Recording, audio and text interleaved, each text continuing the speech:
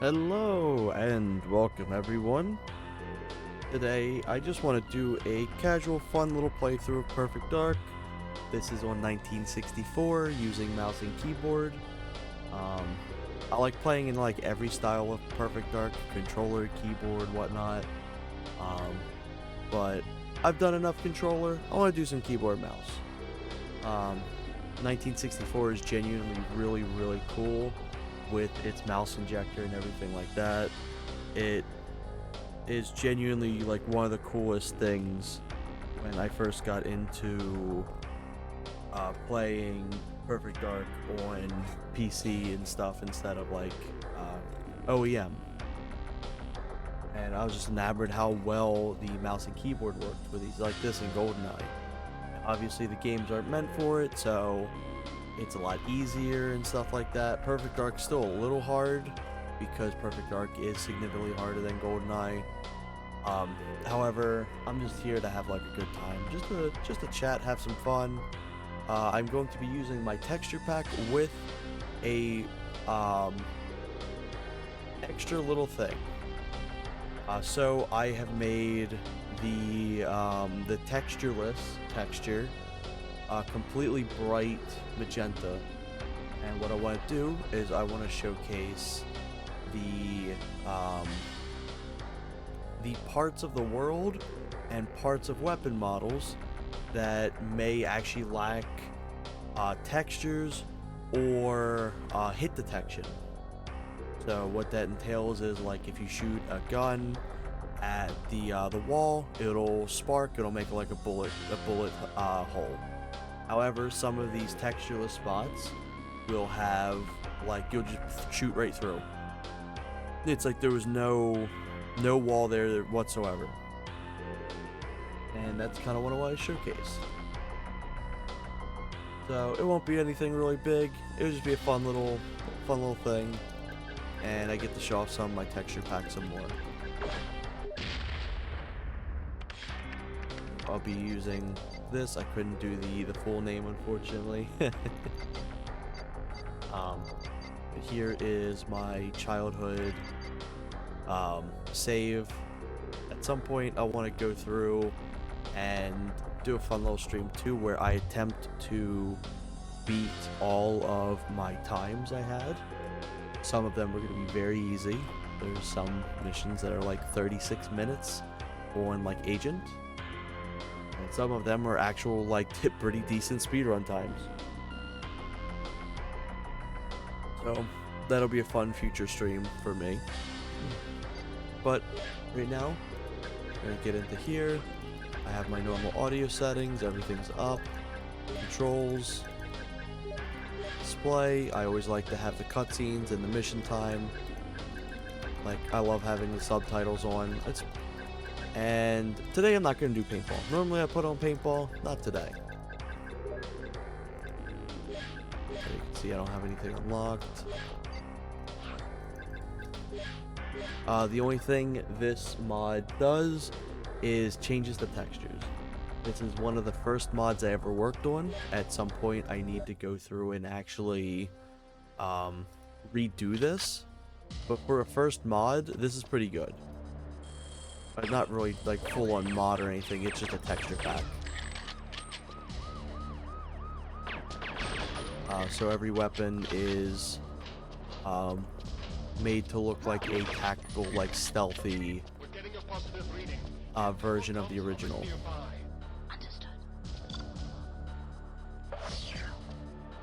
You won't really see it in this level too much to my knowledge, but there will be spots that'll have the bright magenta textures to them, and I can go into detail more once we find some of them. Honestly, we probably won't see it in this level at all. We may see it in the next level, but once we start getting later into the game is when you start seeing it more. Right now, it's also a really cool test to see where they either forgot to add stuff or where they figured they could just add like a textureless, like transparent texture to it. and call it a day. GoldenEye actually has it a lot. Like, there is a lot of weapons that have it. There's a lot of areas that have it.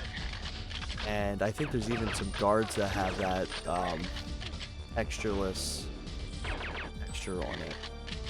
It essentially lets them change it to like any color. Like, let's say for the PP7, a good chunk of the PP7 has the textureless thing. So what it is they'll just have it where it's like black.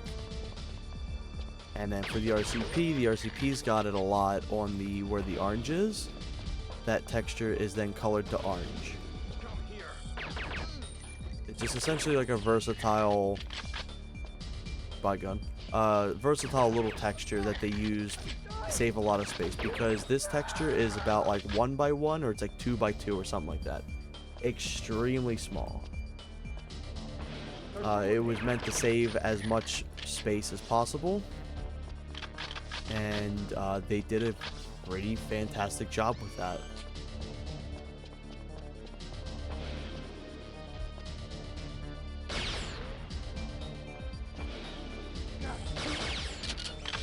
It is pretty impressive how we haven't ran into any of the magenta textures yet.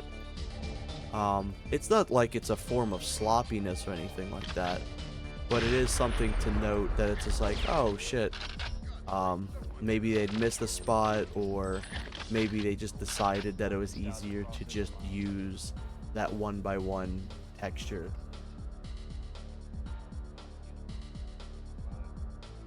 I'd love to one day be able to talk to some of the developers for Perfect Dark, but Help! Intruder! Security, help me! maybe get some answers on stuff like that. I've got a password. There's a lot of really and cool you're stuff. the man to help me with it. There's a lot more I like than just like the lore and stuff like that. I like learning about like how it was developed, how and what textures are used and why they were used. The inspiration for different guns and stuff like that. Like, I'd love to know what the Cyclone's fully based on.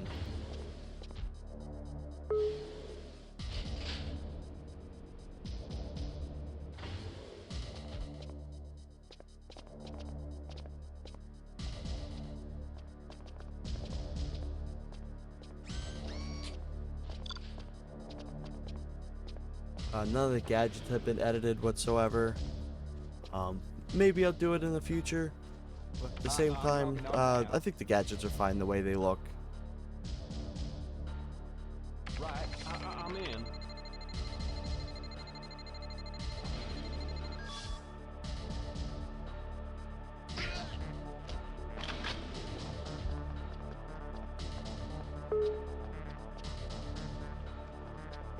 This texture pack is probably one of the ones I put the most time into. Because it's every weapon has been edited. It's one of the few mods that I've done every single weapon. I wanted to do 3 other packs, like an Arctic one, and then like a fun wacky color one, and then my own personal texture pack, but I never fully got around to finishing them. I've got a chunk of weapons for each one, but there's just a lot of weapons to work on.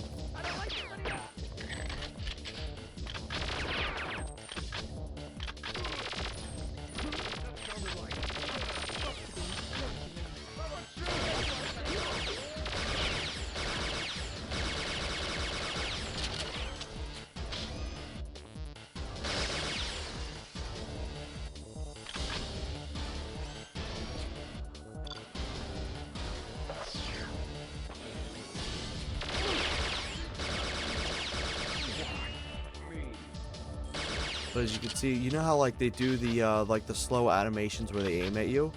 That is actually a balancing factor used, since you would normally be using an N64 controller on like -10 frames per second. So that was their little bit of a balance for you to be able to fight back against these guards. It's the same thing in GoldenEye 2. But since it's like on PC or like a mouse and keyboard, your reaction times are significantly faster and more accurate. not that you can't be accurate on an N64, but like mouse has just such a high advantage over like a controller. Especially if you enable auto aim for this, because you can do that with the mouse and keyboard. Sometimes it's fun. I'll be honest. I like going through sometimes and playing with the auto aim on. Sometimes it's just fun to go and shoot shit and not think about anything. It's just fun. Why me? I can play this game in like any form and any style and still have equally amount of fun. Except for the challenges.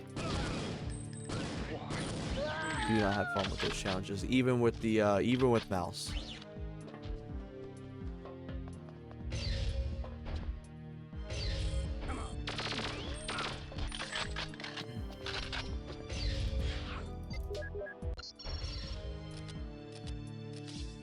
Gotta figure out what the.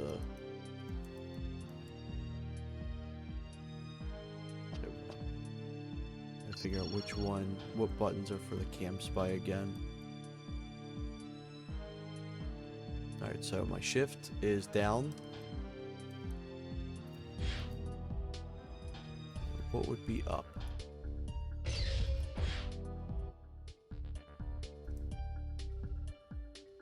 Oh, okay, it operates the same way that the character does. Interesting.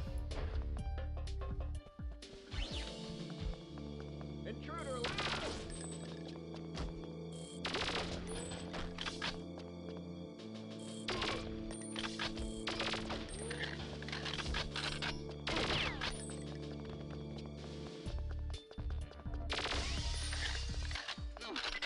Program the cleaning bot. It'll give you a way in. Confirmed.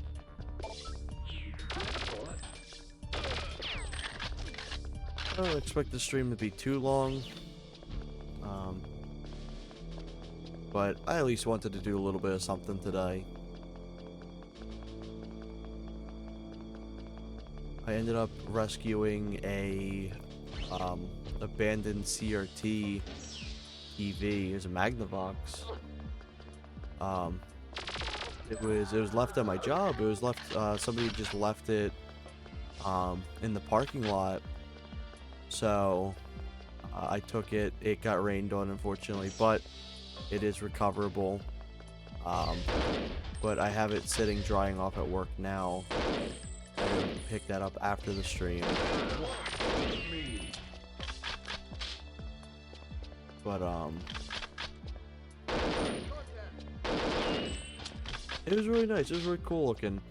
It was wild seeing just a random tube TV out in the parking lot like that.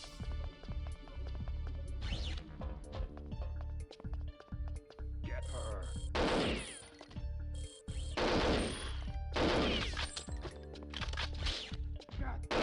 Something is using a lot of power. I haven't seen you before. Pull the plug on that. Now! Please, who the hell are you?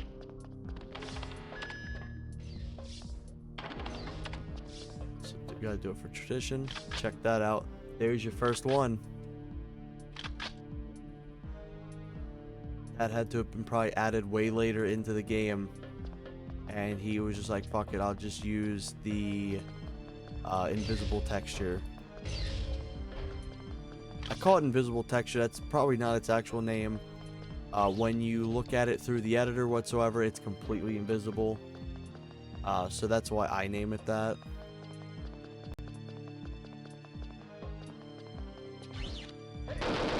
I've got it. What are you doing in my lab? Shut down the experiment. Uh-oh.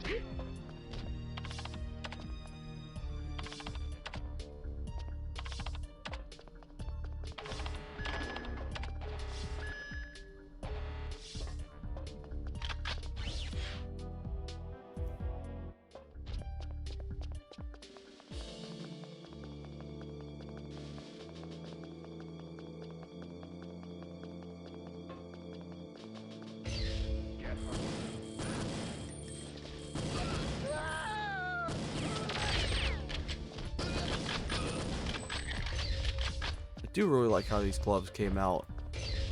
So some of this stuff I just took the textures and I either grayscaled them or like went through and edited them to have like a more darker property to them. But with the hand, I actually completely did the textures myself. It's got a 1 or 2 textures that were darkened from the original, and then the rest are like completely unique that I handmade myself. Like you can kind of see the like the arm. That's all handmade, and then part of the hand too.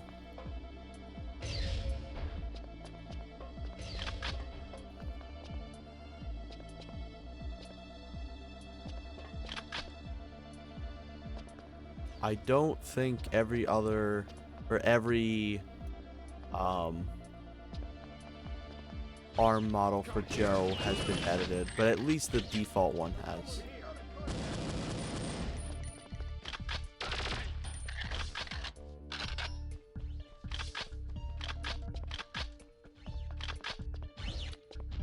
That's the highest security sector. Dr. Carl will be nearby. Understood. This is one of my favorite ones I did. There's more than just a simple grayscale. I gave it different hues and different tone colors as well to make it really feel like that metallic.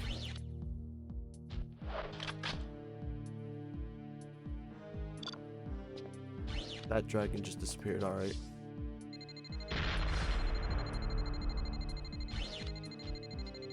There, movement. Why are you alive? Here. He just walked out like completely chill. Damn, they didn't get touched at all. Huh.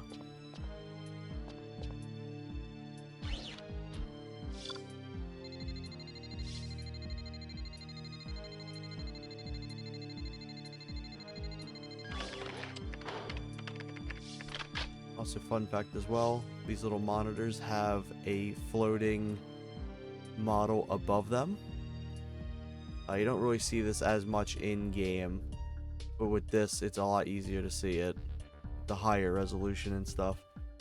Just floats right over. This is also technically like an invisible kind of like textured model that reads code, reads like action blocks of what menu icons to place on it. I don't know how much Perfect Dark's menus have for the computers and stuff, but I know GoldenEye's got a handful. I think a handful of them aren't even used. Let me swap over to the dragon.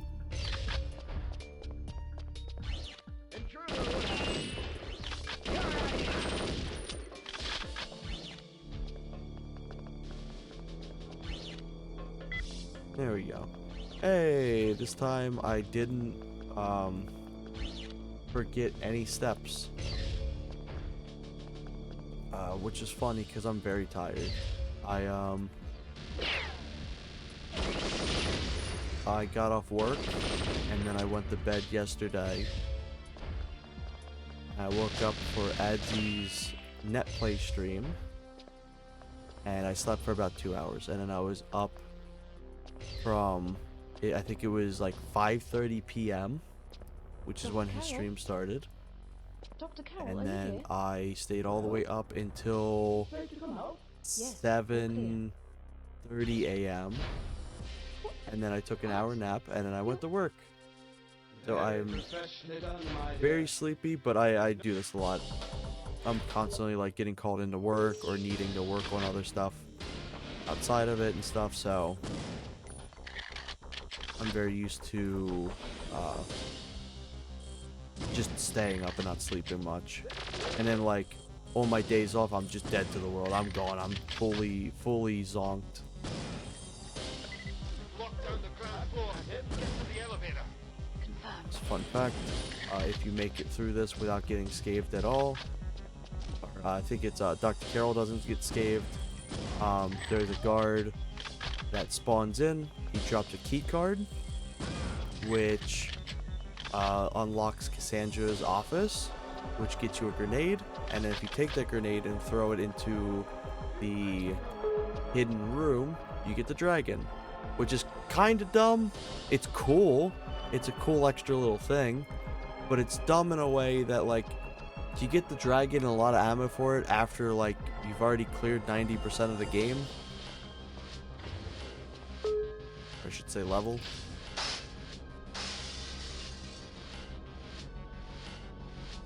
But still really cool nonetheless. It's just like, ooh, cool, a grenade, I guess. You can use the grenade for Cassandra's fight, which is nice. There we go. This is always how I like to deal with this helicopter. Also, I love how quickly that helicopter turned around and flew up here.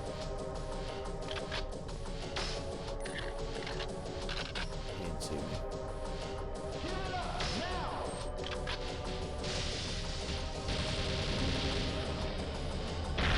There we go. Bye-bye. Fun fact as well, if that thing manages to land on you, you're just smoked. You're dead. Which, yeah, makes sense, but it's funny that, like, collision and explosion would detect that. Hey, welcome in, Raph. Good to see ya. How you doing today?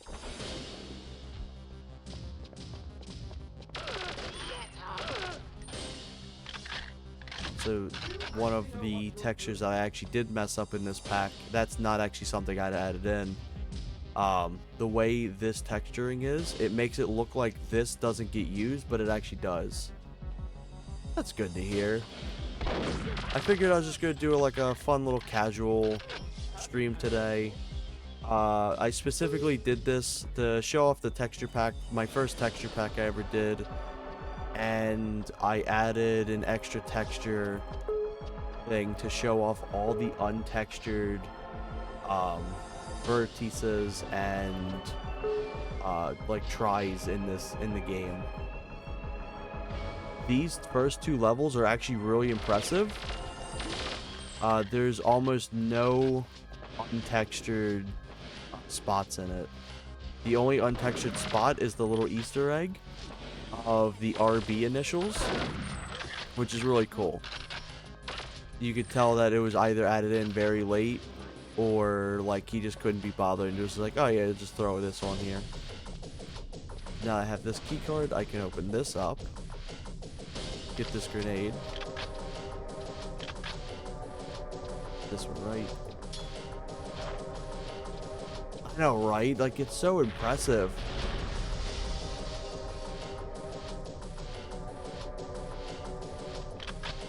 Well, I guess we're not unlocking that, I guess.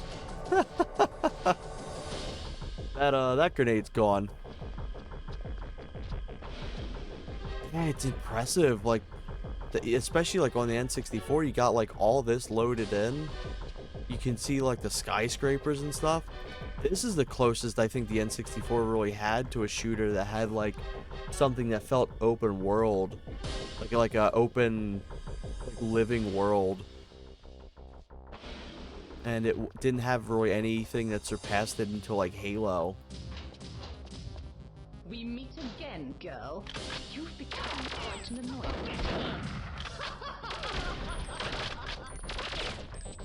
I can't lose any bodyguards, can they? Don't keep the jump ship waiting. Get back. But yeah, there's no missing textures or like textureless textures in here whatsoever. Going somewhere? So very impressive, very Something I can impressive do for you, how old woman. Return our sapient immediately. high Don't know quality what these you're first doing. two levels are. Yes, I do. Oh yeah, absolutely. That's kind of why I wanted to One do the more mouse and chance. keyboard Give it too. back.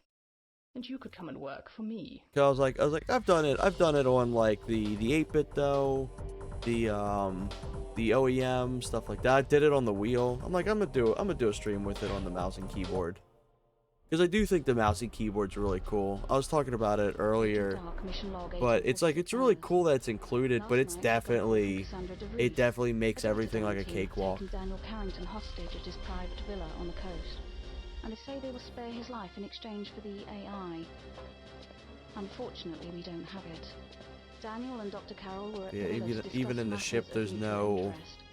It there's looks like no Daniel one-by-one planned to hide Dr. textures. Carroll inside the villa when the Datadyne Yeah, hit squad same. It's arrived. fun, isn't it? It almost makes you feel like, Hopefully, our phony negotiator who would, like a John Wick will almost. surprise the Datadyne squad. This time, it's not just my life on the line.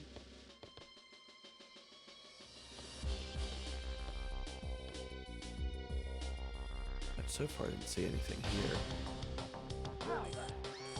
Also, fun fact, this weapon is not, this weapon is not actually in your inventory when you start the level. It is an action block that reads, if you are playing Perfect Agent, that it enables it for your inventory. I learned that when modding this, because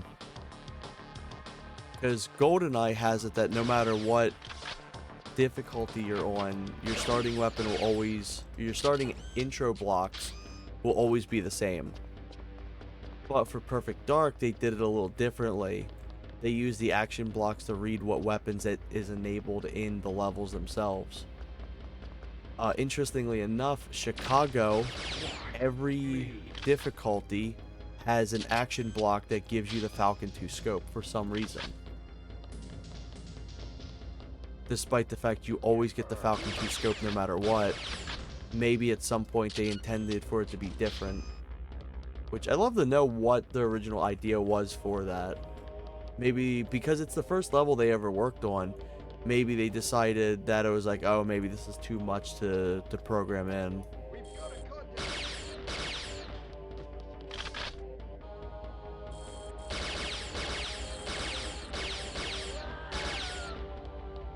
Man, just doing like mouse and keyboard's fun.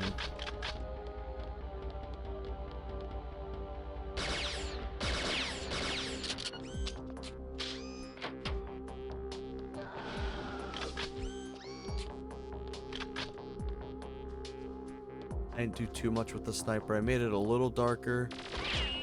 Who you shoot at? Who you shoot at? Behind.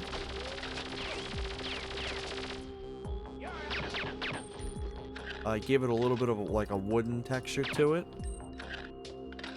But that's the most I really did with the sniper. I made it darker in the wood texture.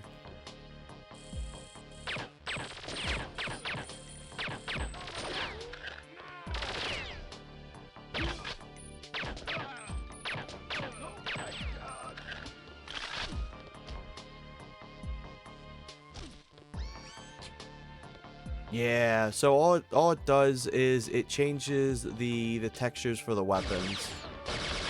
This is the first texture pack I ever worked on. It's also the one that I have like every single weapon worked on for. I haven't ever done a full texture pack again, but I have done like numerous weapons. I originally wanted to do a few texture packs, but then like I just ended up being busy with stuff or kind of just lost interest. Because there is a lot of guns to retexture and everything. But I was wanting to do like an Arctic themed one, and then kind of like a unique colored one where like a bunch of them just have wacky colors. But this is the one I have finished. This is the one that I always like to kind of play through.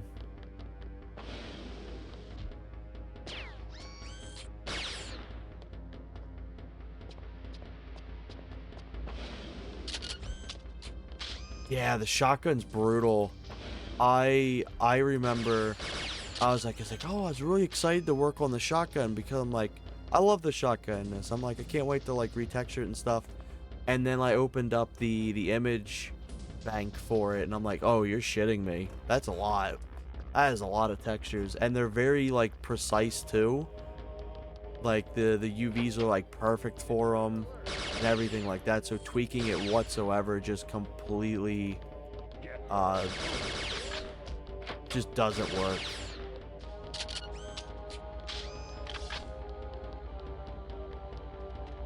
I get the wind generator back online to get power to the lower basement.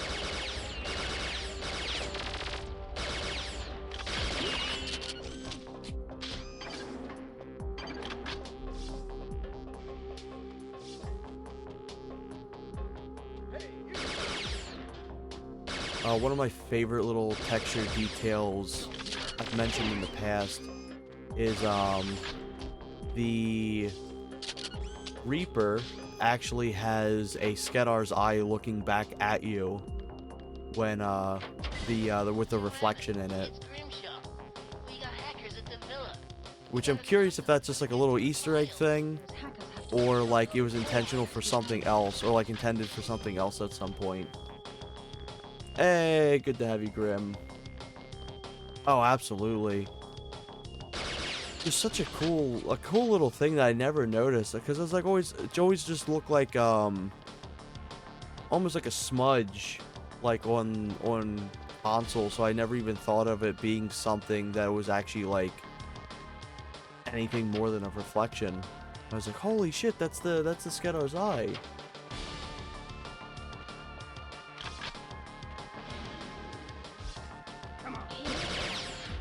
Oh wait, I can still complete this, right? I think I can. Intruder! Yeah, there we go. Well, that goes from incomplete to completed. Ah, no luck. Damn.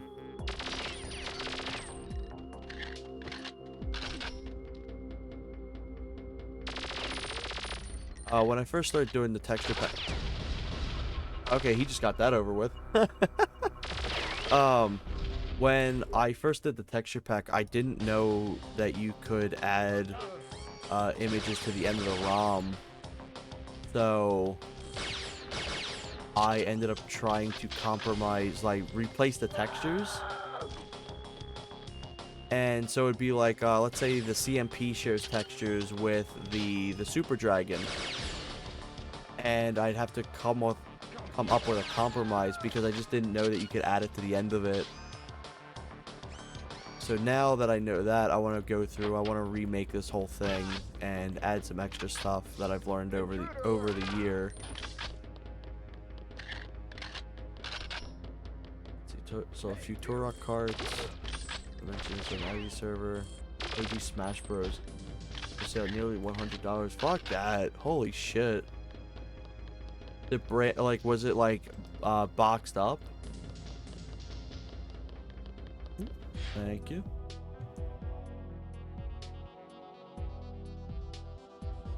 I got some tea as always. It's always nice to have some tea while I play.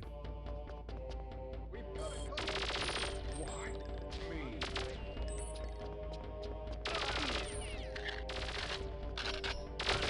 Taking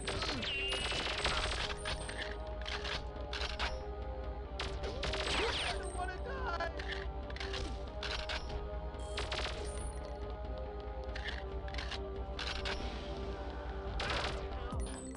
I see a lot of Smash carts here that go for like $6, but they're out of case and stuff.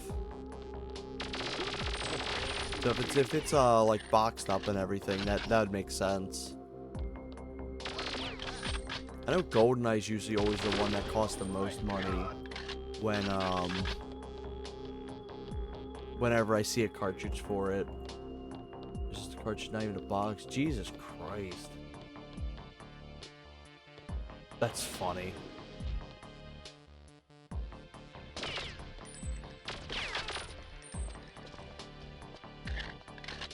Yeah, I usually see Smash Bros go for like $6 to $15. GoldenEye's usually the one that goes for more money because they know people want to just play it. It's like one of the best like multiplayer games for the N64.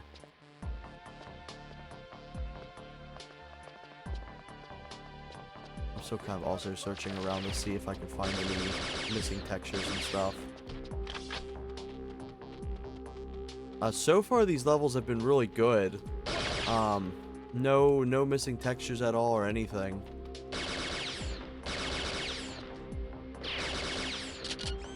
So very impressed with the first three levels, or quote unquote levels. It's like 4.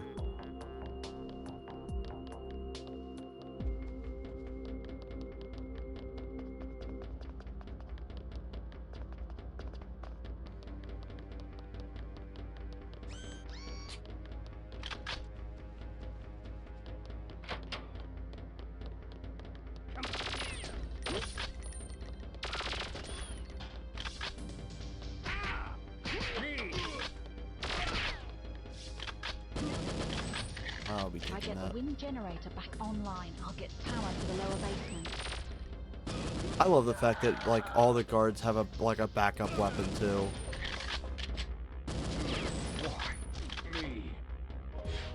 Hey, Crow, good to see ya. But apparently everyone must have had Madden. Oh, I know, right? We have at the local game shop where I'm at, they literally have a bargain bin that's all like sports games, and you can buy them for $0.25.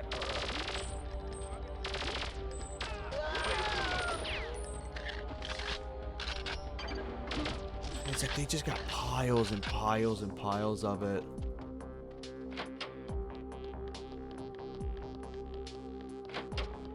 It's also kind of funny to me that somebody would like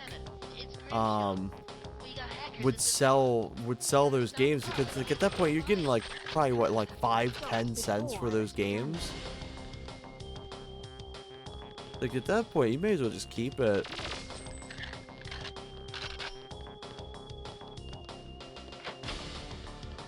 I've actually never seen a Jet Force Gemini cart in the wild. I've seen like nearly every other cart that's like more common, but I never see Jet Force Gemini. But I also rarely ever see GoldenEye as well.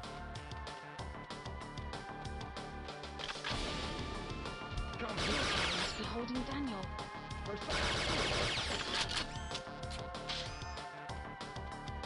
But welcome in everyone who is just tuning in now. This is just going to be a casual playthrough.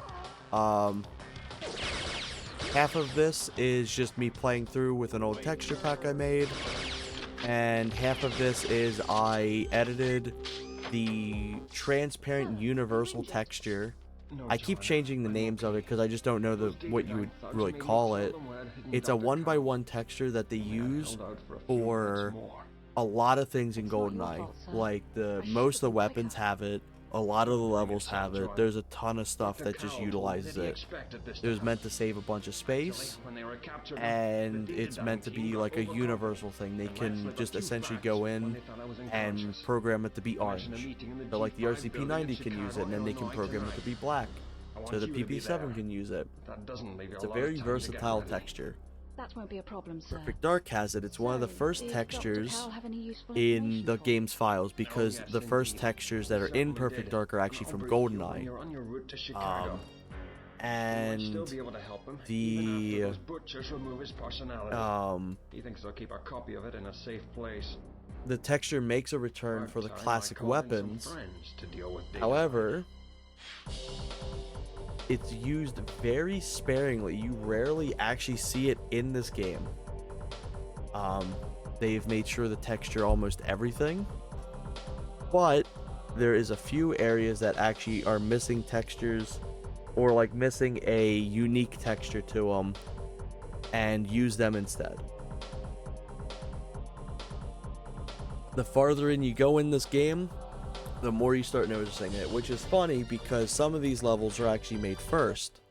So you would think that these levels would utilize it more, or utilize it less, I should say. I wish the cars continue to like fly around as often as they do in the cutscene for this. It's so cool.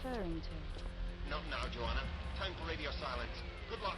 Also, I added a laser to the end of her weapon, since in the base model she actually uses a flashlight, but you never use the flashlight in game. I suspect you're originally supposed to get a flashlight, but because of hardware limitations and stuff, they cut it. And then they saw stuff that utilized the laser in media, and they thought it was cool.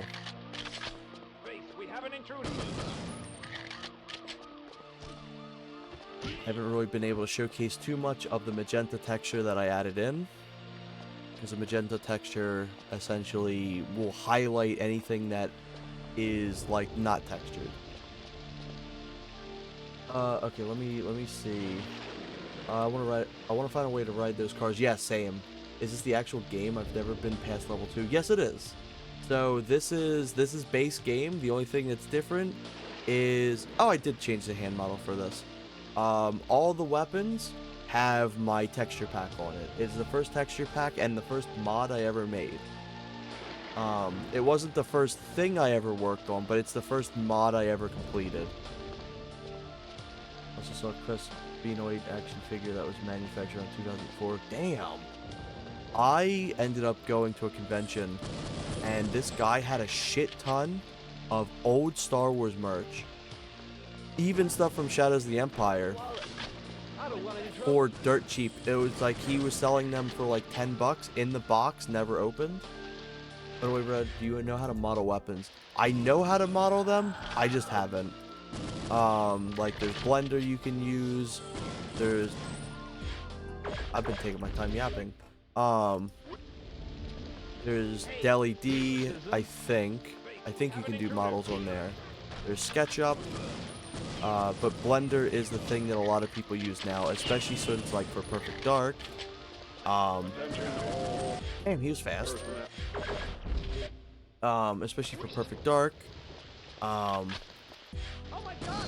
There is a Blender plugin that actually makes it easier to mod Perfect Dark.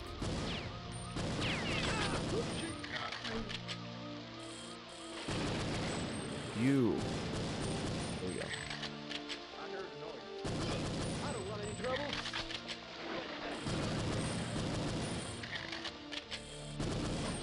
Oh, you. No. Well, he's got a new butthole, I guess. Let's see. ESC and Mr. We don't talk about him. WWE is always something. Oh, I bet. My one, hopefully. Unless there's another one I'm aware of. I think it is yours. I'm pretty sure it is yours. Graz was actually talking to me about it the other day. He was showing me how he does his thumbnails and stuff, which is really cool. Just clear up this ammo. That. How do you model with Blender? My blades are dull. Do I need new ones? A little early though, still need a lot of work. Oh, for sure, but hey, it's better than nothing. You know how many times I've been, told like an editor or something's coming out and then it just doesn't? So, like, the fact that it's like, even if it's early on, it's like, hey, that's like something.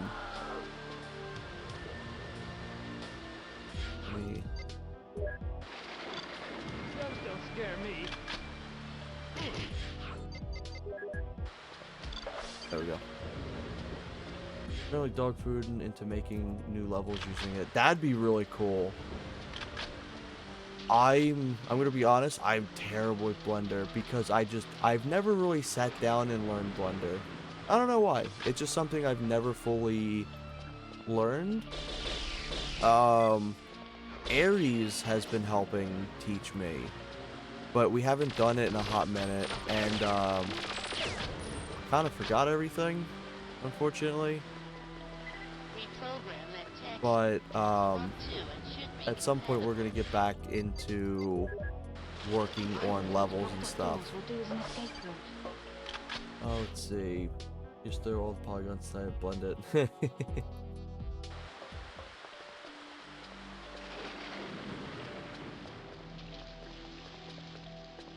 But yeah, for sure. But it's like, it's the same thing with everything. Like the editor, like the GEPD editor, it took me a good while to learn anything. So I just gotta sit down and just play with it.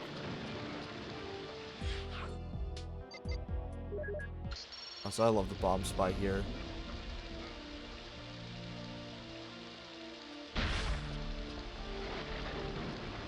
Not only, for example, I don't know much, just the basics. Yeah. When it comes to modding GoldenEye, I know the crust of it. I don't know, like, the core, but I can do everything around the action blocks, just not the action blocks. Yeah, we gotta blend them.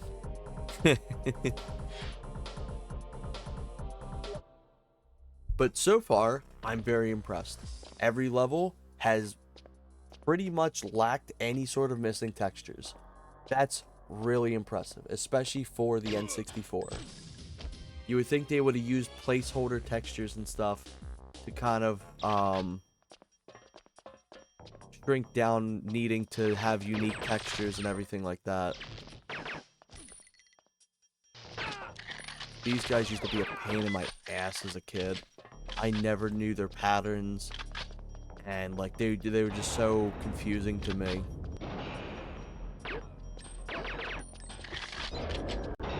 Also, fun fact, if you punch out both of the invisible guards at the beginning, you get a free crossbow, which is very useful for this level, since it is the silent or the quietest weapon. ABs are world neuron. Oh my god, I've talked about it before, but Rec was teaching me a little bit about how action blocks work, and like my brain just melted. Like I was doing like the slow like frog blink. I'm like, it's like, Rec, I appreciate you so much for teaching me. You must have like the most patience right now trying to like help me figure this out.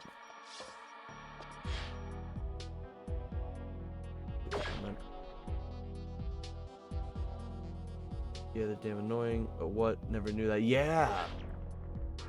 Look, I can no longer have most of my fingers. Oh, that's alright. Hey, at least you got some of the polygons back.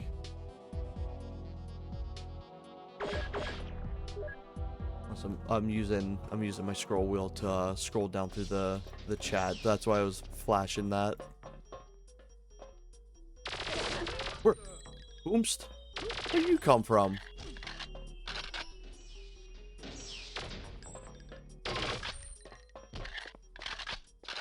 I love that they're just waiting for you. Also, you interrupted my monologuing. There's hidden cheese.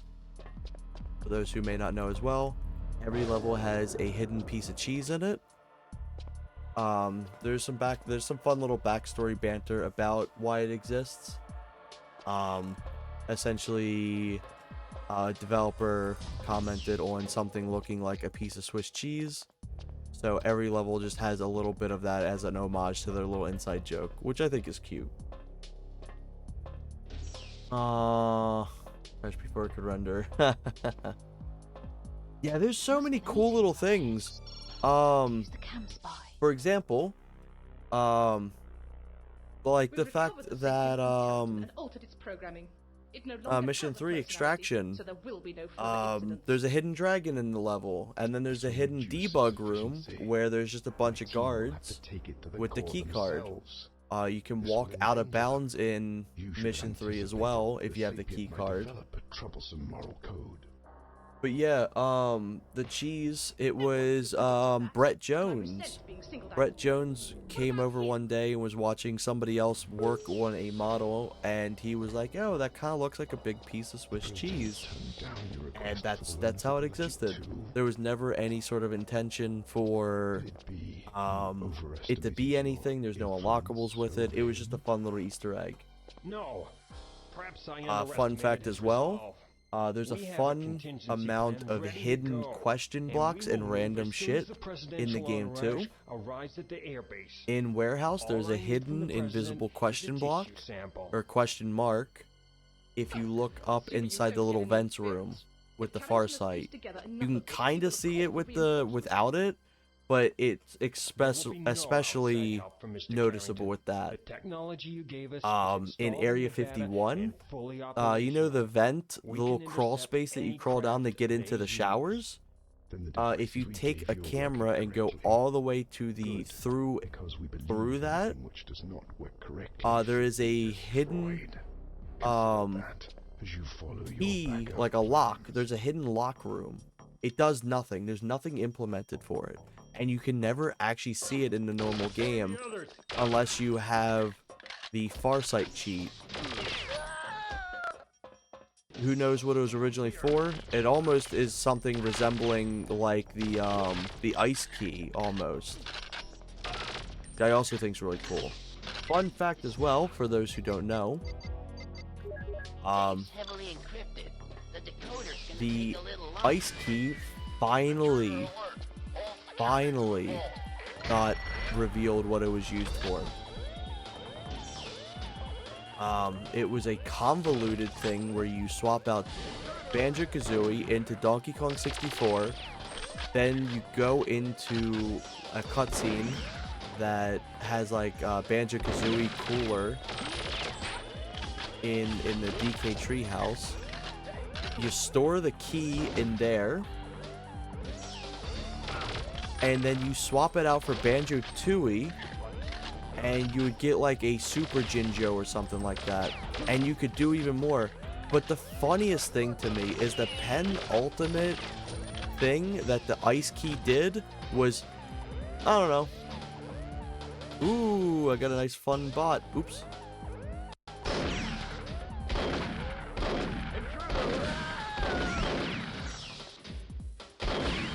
Mr. Bot, you get to sit here for a minute. Okay, let me... Smoking time. Bye-bye, bot.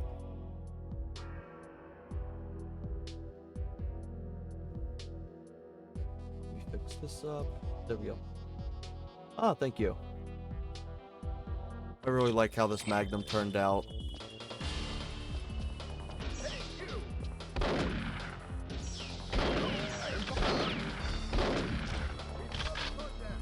Something interesting as well is the Magnum is very unique in this game, in the single player, as guards react differently when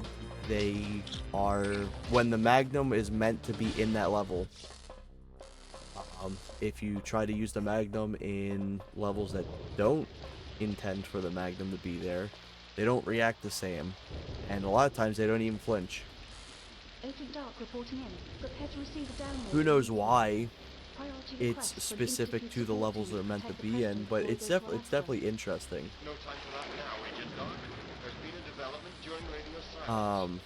The craft carrying those blends I was talking about was shot down over Nevada. But there's a bunch of like hidden really cool stuff in this game. That's where the survivors and debris will have been taken. You're I don't think there's some other fun things. when you return here. There's a really hard double CMP cache What about the president? in Mission 2. You have to stealthily sneak all the way to the bottom where the cleaning bot is. And if you manage to get there without being seen, you can unlock it. I've only ever done it once. Okay, Joe. I'm gonna be out of drink at this point. I'm going to limit how much I do drink though, so I'm not drinking the whole thing.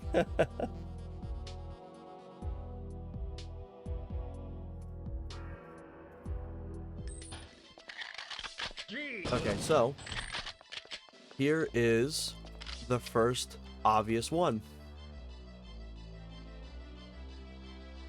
Dave, I really like the weapon models in it. There's some that I'm like, eh. But for the most part, I really like them. So here's the first level that has a ton of this. You can see it up here. You can see it here. So, what's interesting...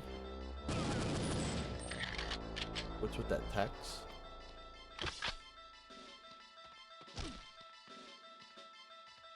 Oh, what's that specifically? Oh, the texture. This texture is supposed to be a 1x1 texture. This is the same texture that is used on the PP7 in GoldenEye. This is the universal texture that, like, if it's a placeholder essentially, or it's the save data. Sometimes, I don't know why.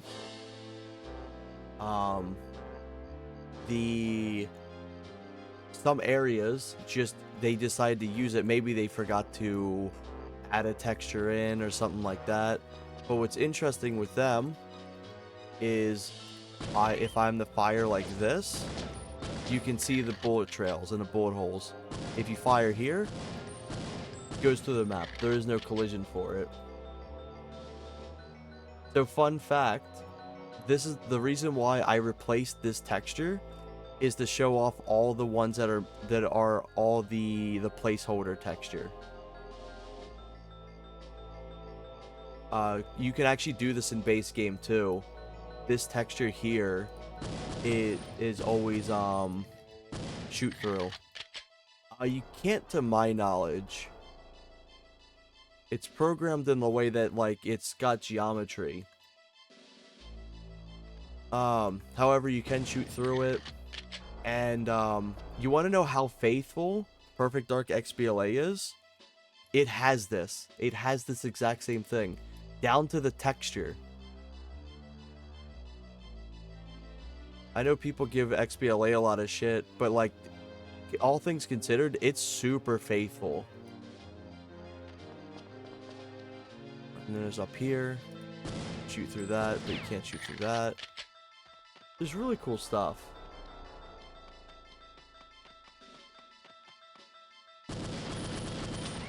One day I was thinking of going through Perfect Dark Zero again. It's not a game I fully care to go back to much, but I do appreciate it the more I see it.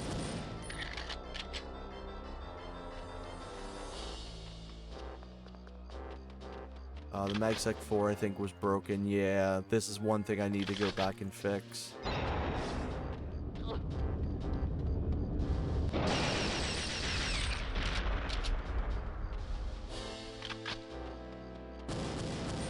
The MagSec 4 is pretty interesting doing textures for, just because how long and how many different textures the MagSec has.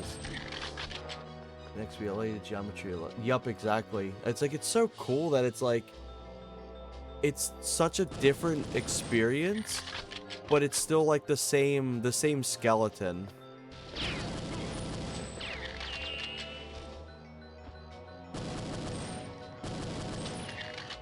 For what it's worth, I think Perfect Dark XBLA is like a great like remaster. Because we could have had so much worse. We could have had like Tony Hawk Pro Skater HD levels of remaster. And for it only being like $10 too. Like, it could be better. There's a lot of stuff that could be better for it. But for what it's worth, I think it did a damn good job.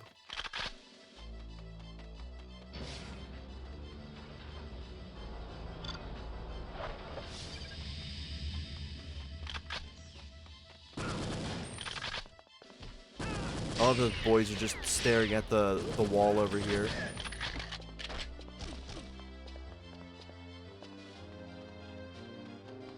Oh, for sure. Also, let me... So, like, just change the textures. So your spy, you casually use the loudest gun you can. I know, right? But yeah, agreed. It's a fantastic remaster level, but not at the Perfect Dark level. Speaking of, one day I want to replay through Tony Hawk Pro Skater HD on stream, because I want to showcase. Because you don't really see anyone play it for good reason. It's really bad. But it would be kind of fun, like, looking through it and, like, torturing myself, I guess. Because anytime I'm ever, like, it's like, man, like, I'll see a remaster and it's like, oh, it's not fully up to, like, the standard that I'd want it to be or something. I'm like, hey, it could be Pro Skater HD. Oh, goodbye, grenade.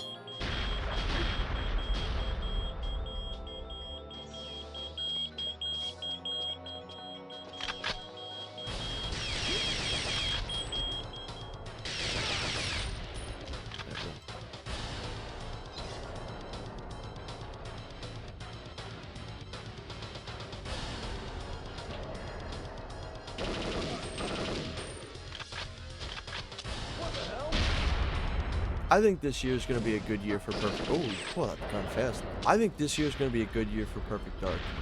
I don't know why. Something in me just feels like it's going to be. We're probably not going to see any sort of the. Woo-hoo! Probably not going to see any of like the reboot or anything like that. But I think we're probably going to start seeing some really cool stuff in like the modding community and just like the PC port stuff in general.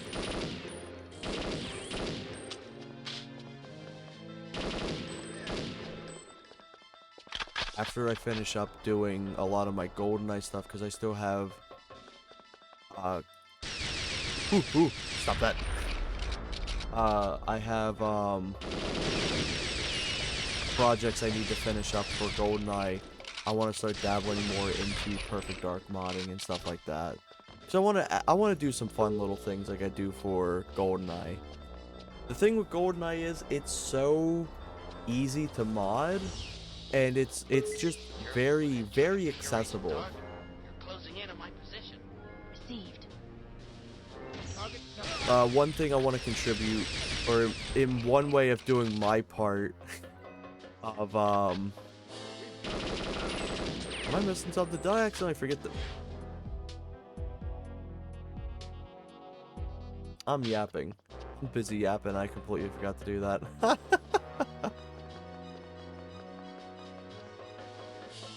You know what? This would be funny. Come over here. Put that down.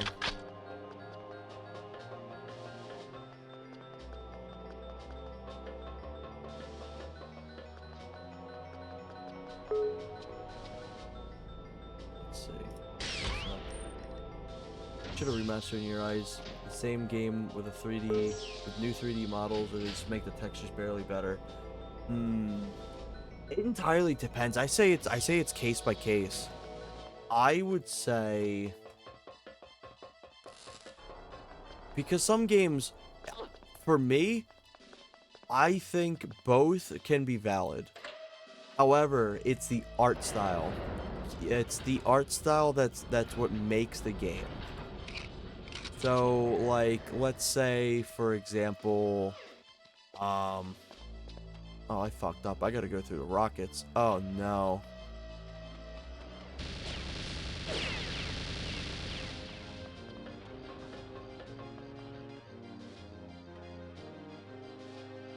Oh, shit. That's what I get.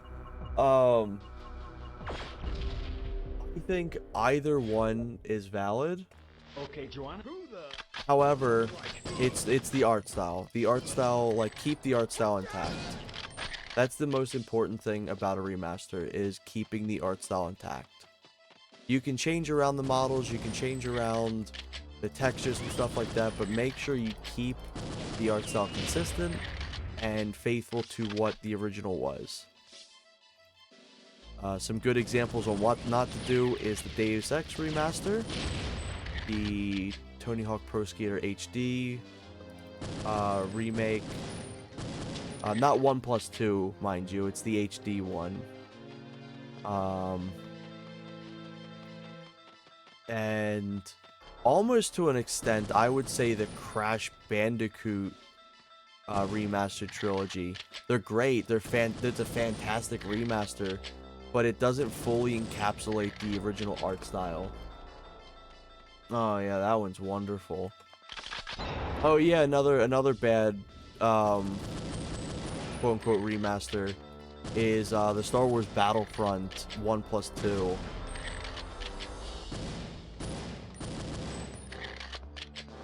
Damn, you survived a lot of shots.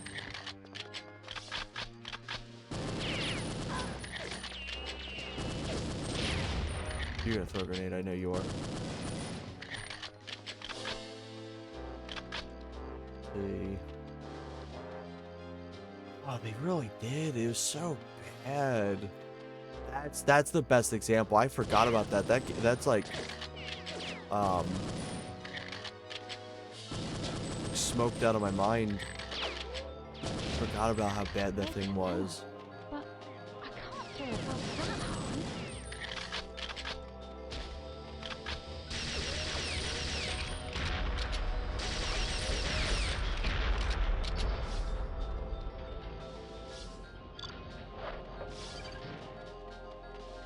But yeah, that is a perfect example.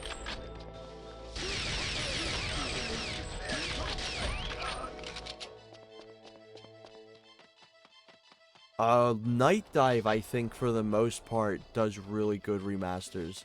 I'd say they're the ones I would be like, oh yeah, this is the company that I think makes the best remasters, because they add cut content from the original game. The art style whenever they remaster stuff looks faithful. They update the engine to be more accessible to modern audiences and modern like standards. And they preserve all of the old stuff that was like advertised or like renders and stuff like that. That is the type of remaster that I'd say is like the peak. Because like a lot of old games, they don't really need to have like a complete like art style remaster. They look fine as is. They were made at the time. They knew what their limitations were. And for what they make at the time, for the most part, will like stand the test of time because it's consistent.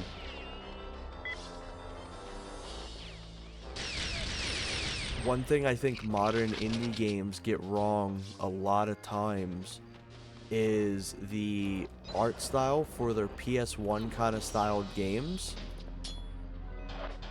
They just make them very blocky and very pixelated, when that's not really how the N64 and PS1 era games were.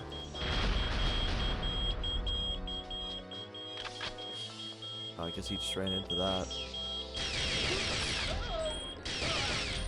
They did everything they could to make the game look believable. Whereas like these indie games, no, that's not. Where did you come from? This isn't to say like every indie game and stuff like that. Like every single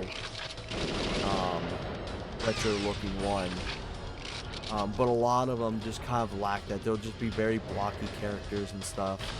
It's like that's not how these games look.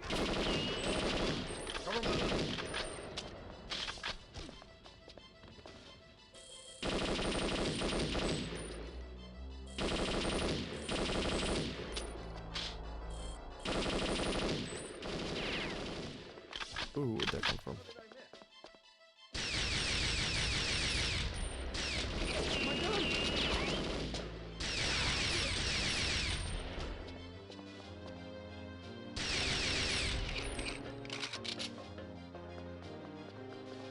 They're very hard to make it look like 3D SNES games. Oh yeah, you're talking about the what's it called? Like the Live Alive and stuff like that. I think those look cool. I do get a little tired of every single SNES remaster looking exactly the same though. However, I do really like how it does look. Like the Live Alive and shit like that. I thought Octopath Traveler looked really beautiful. It's never a game I cared for, but it's one of the like most beautiful looking games on like the Switch. I like how he stuttered. He's like, if what? I'm amazed that you lasted longer than 5 minutes. But yeah, so far this level had the most I'm sorry, I didn't realize you 1x1 textures. I can call in some more guards if you like. Okay, forget about it. I'm going to let the Institute know we've made contact. Yeah, I'm 50-50 when it comes to remasters and stuff. If there's already a version that's accessible, I don't really think there needs to be a remaster. However, let's say like a game hasn't gotten a console port or like an up-to-date version in like a very long time. I think that's when it's justified. And it's like at the end of the day too, if there's a remaster that I don't want, I'm just not gonna buy it.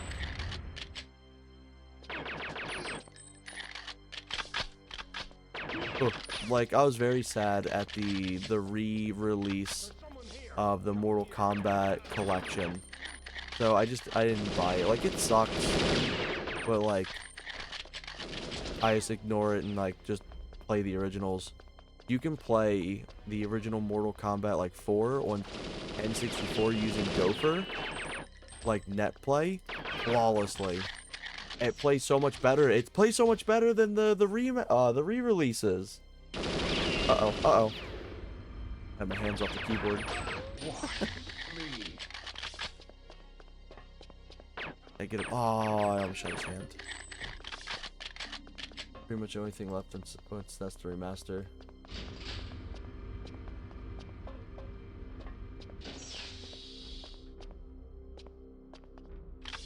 Wait, I think I missed a comment you put. No, I didn't.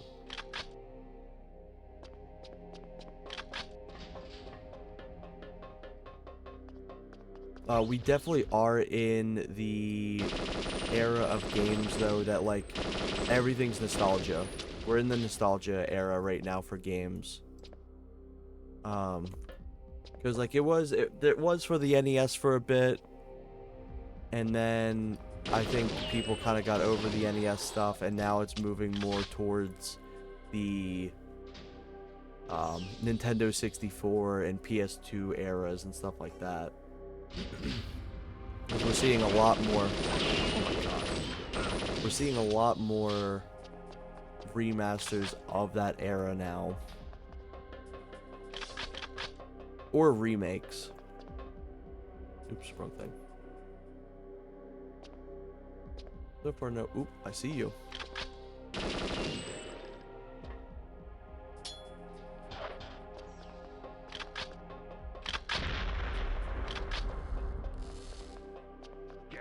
Ooh.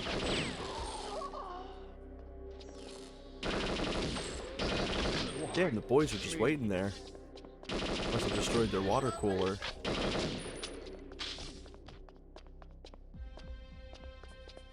Had to get.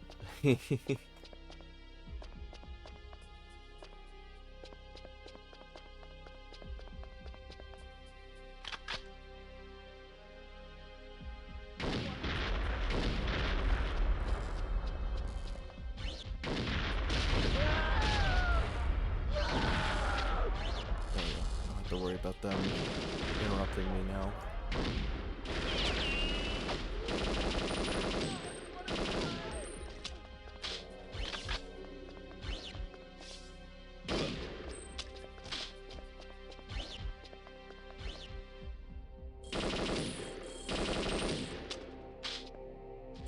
There we go.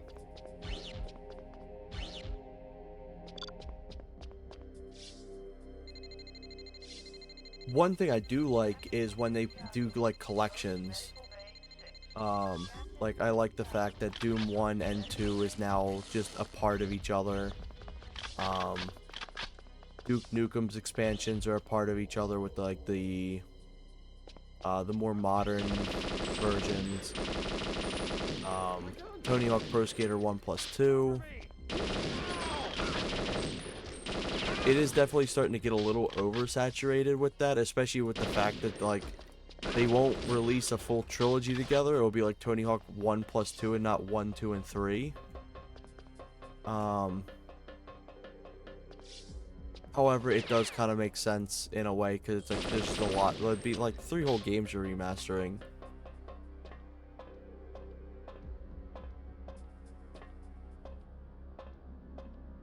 The showers. Now, if I can convince Ratchet and Clank, unfortunately, has a pretty bad re-release, which makes me sad.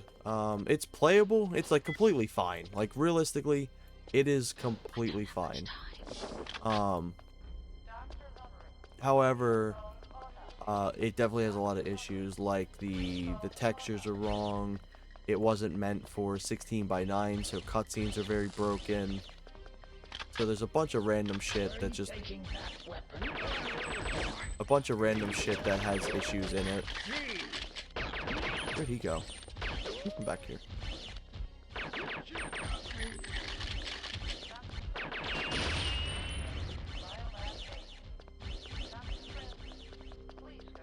Also, for me personally, I would rather see games that were poorly received get remasters than games that were already really good. I personally would rather see Perfect Dark Zero get a remaster than Perfect Dark N64, because the Perfect Dark N64 is already phenomenal, where Zero has a lot of glaring issues. Must be near the autopsy lab. Ooh, Hi, how are you? interesting little texture piece. So, you got here at last. The clipboard stuff is also a funky one. There we go. Yeah, for right now, I gotta figure out something with the capture. I don't know how much you're able to watch of the Turok stuff. I'm going to do a part 2 of the Turok stream. The Turok game completely crashed my audio, like encoders and everything. Like I lost full audio on my PC. So I removed that for right now, just so I can like get that fixed, and I can finish that out and then goof troop it and I re-enable it. That way it wasn't like I had people redeeming games and like having to wait. Tier list. Oh, I was playing Turok with GoldenEye weapons. That was really fun.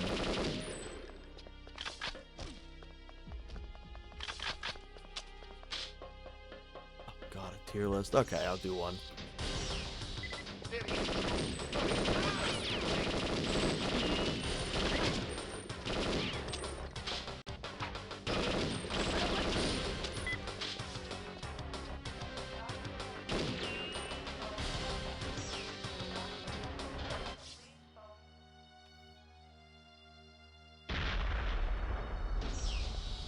Hands up and step away from the alien.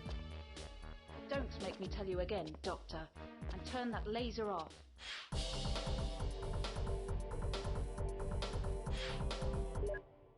Let me do some tier list stuff real quick.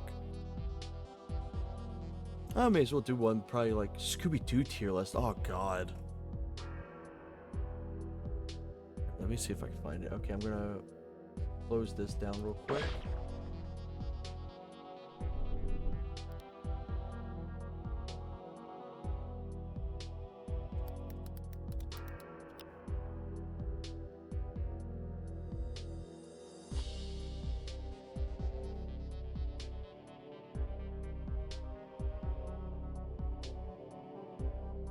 Ooh, I'll do the series. I'll do the Scooby-Doo series.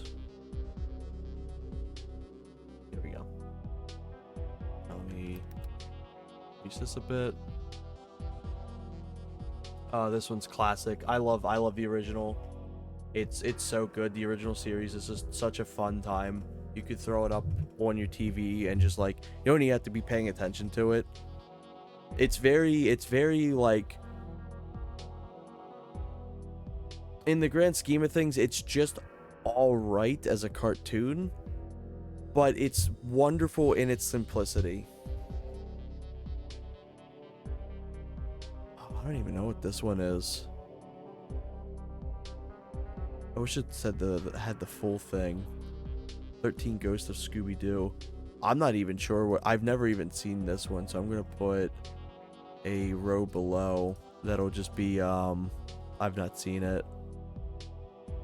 Guess Who sounds familiar, but I don't remember it too much. I'm going to say I don't remember enough of this to rank it. Mystery Incorporated is really good, I recall.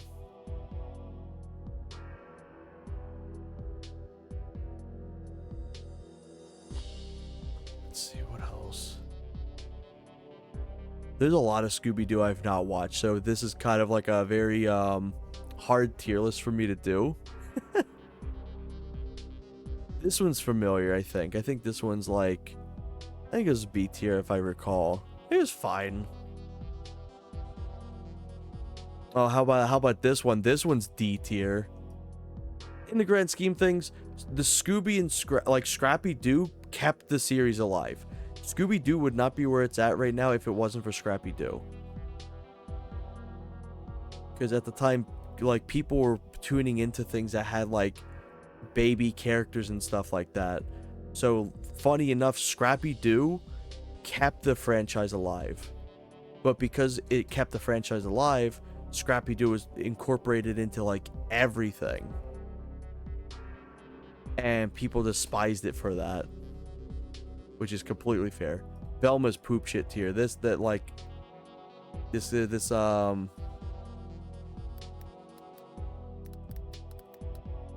gets poop shit tier.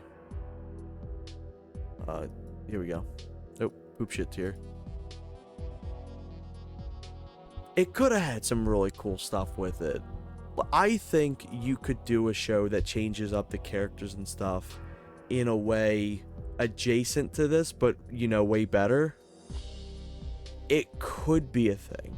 It very much could be a thing. Look at, like, Adventure Time with Fiona and Cake. That is like a phenomenal little alternate universe version of characters that work out really good. This could have been something like that, but this poop shit tier. The Scooby-Doo movies, S tier. Like, you even gotta, like, contest that. Movies are like, oh my god, they're so good. What's New Scooby-Doo also slaps. I'd probably say it's at the bottom of this. Realistically, I would probably say it's, like, better than this, but Scooby-Doo the original is a classic. Another Scrappy-Doo. Like, look how many things had Scrappy-Doo in it. Look how many things had Scrappy-Doo. Shaggy and Scoob get a clue. I remember this one. It changes the art style up, right? It's only these two characters. I remember it being better than... I think it's better than C tier. See any of these? The 13 Ghosts of Scooby-Doo. I don't fully recall that one. And Scooby-Doo and Guess Who. Guess Who is the one that have all the collabs, right? It's like they have like, it's not the one with Batman and shit, right? I can't remember fully if it is. But if it is, I'd probably say it's like C, B tier. It's cool. It's really cool for this stuff, but it's kind of a little empty, but it's still really cool. They had like the Globetrotters and stuff like that. I think that's pretty valid. Scooby-Doo's a really solid show, really beloved show.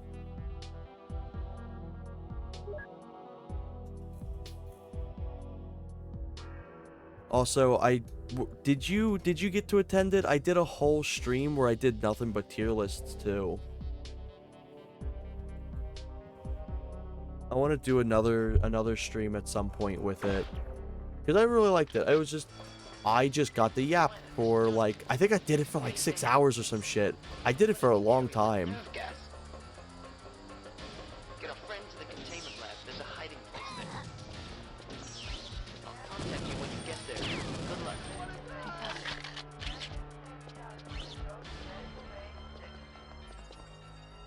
Twice. Good work, Joe. We need to meet up. They're getting suspicious out I there. definitely want to do more of them too. And then also keep in mind too, whenever I do that sort of tier list stream, you just type in the tier list that you want. You don't have to redeem it. Because I did like a bunch of Perfect Dark tier lists. I did a few of my tier lists and stuff like that. It was a fun time. Also, these proximity mines actually despawn if you don't get here fast enough.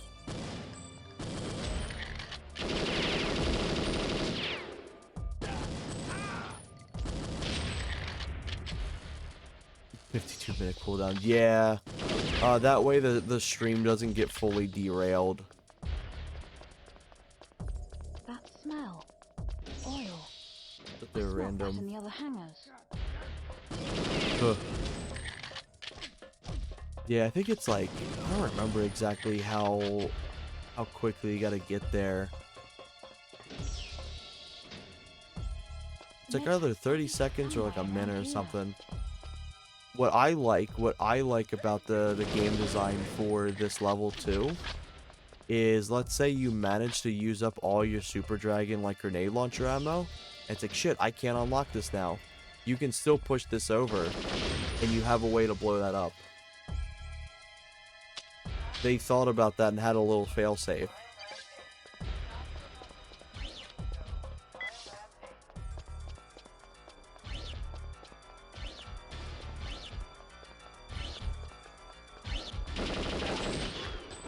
We've got it.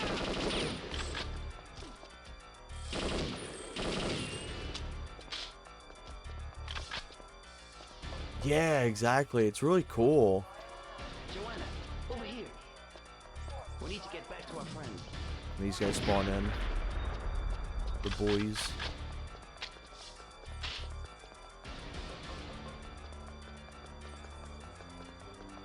These guys spawn in. Plenty ammo there. You heading out, Crow? It was good to have you. Intruder alert. Yeah, you take care.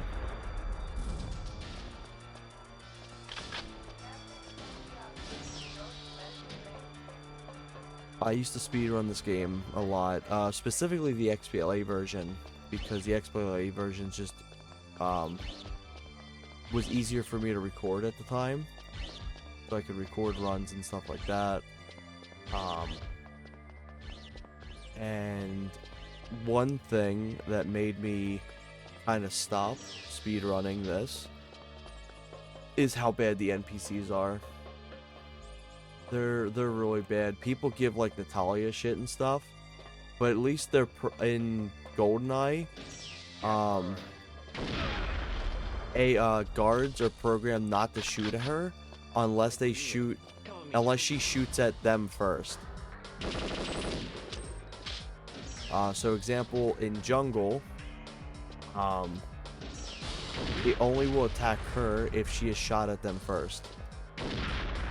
Control, they're programmed to shoot at her, but that's because it's a defending segment. And other than that, she's completely safe. Oh yeah, like Natalia smokes people in that. Okay, stand back. Also, fun fact, you can destroy that before the explosion happens. And then the explosion happens.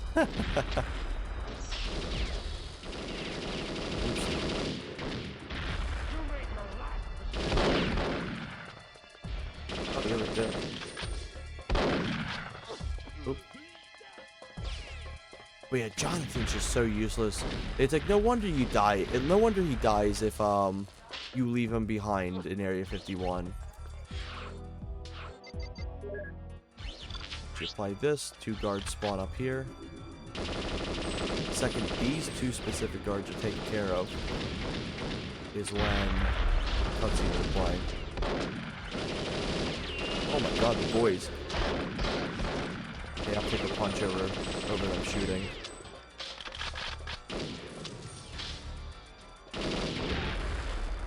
This segment's very putrid in the PC port if you have the frames like overclocked. I love the passionate guy when he says, "You've made your last mistake." Yeah, I know, right? That man probably like patted himself on the shoulders after he did that one. Oh my god. But yeah, like the NPCs are just so bad in Perfect Dark. Oh no, we have a problem. It's a single-seater. It's not you, it's you. But no more. It's the only way out of here. Plus it's got no style. You know what I'm saying? You're the only one who can fly it, Elvis, so get in. One of us will have to stay behind. But we can't leave you behind. What you can do is you can push him all the way up here, and the closer he gets to a certain action block spawner is when this plays, and then you can unlock or open these. He's supposed to be opening these, but technically you opened them. Also, fun fact, the top of the UFO shares the same textures with the Callisto.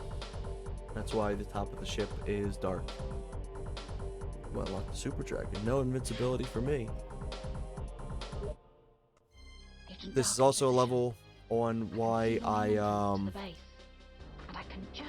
stopped speedrun. This is my least favorite level to speedrun. I think it's really cool. It's probably the last level I'll pick to play. I'll pick Duel over this level.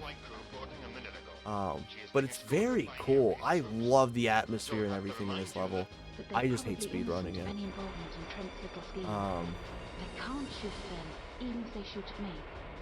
But this, I never really bothered. Too many choke points. The laser segment sucks. The intro section sucks. It's cool, but like, man, I don't like it.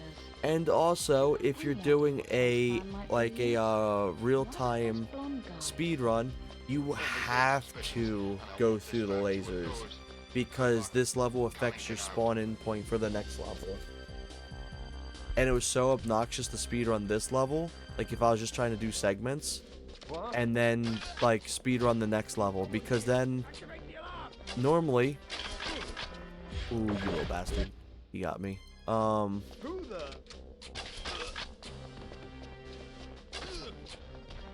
There we go. I would have to go through the level again to get the proper laser, like, whole, intro spawn.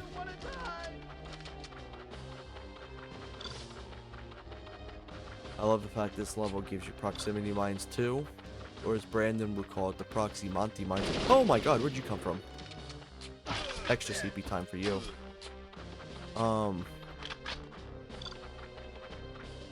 You're gonna eat this explosion, aren't you? There's guards that spawn in here.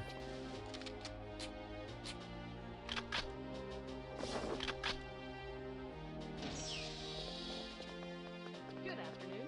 Hi. Okay. But yeah, it's a cool level. I'd love to see something multiplayer related made out of this. Also, people don't like these elevators because this one doesn't actually have an easy to open and close.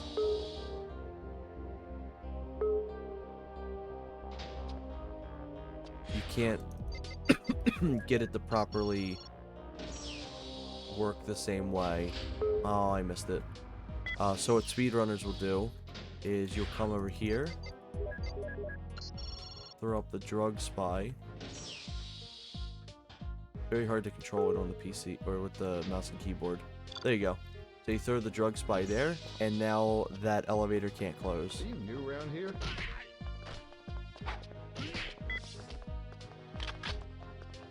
Yeah, it's so annoying, especially for speed running. It's like, god damn it. Please just stay open. Use that case to conceal your equipment. Yeah, it's like, it's so cool.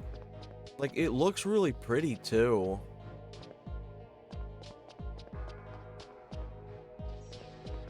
Hello. Hi. Hey, what's up? Hey.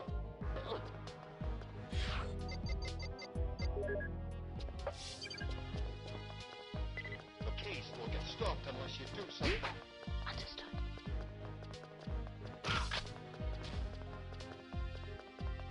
Also, this door claims it's locked. However, if you press the door, it'll still register as you pressing it. You know, a very valid explanation, guard.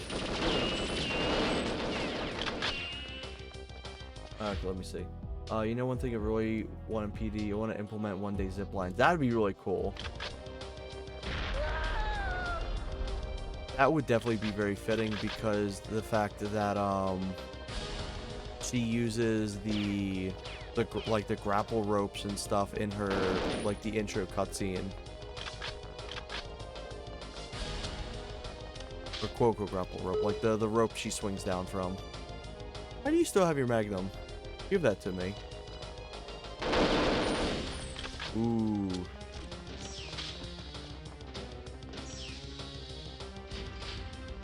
But yeah, I think that'd be really cool. Especially if, like, let's say the all-in-one map, how they have the, if the Twine maps get added, there's, the one Sky Rail. That'd be really cool to have, like, the zip lines for.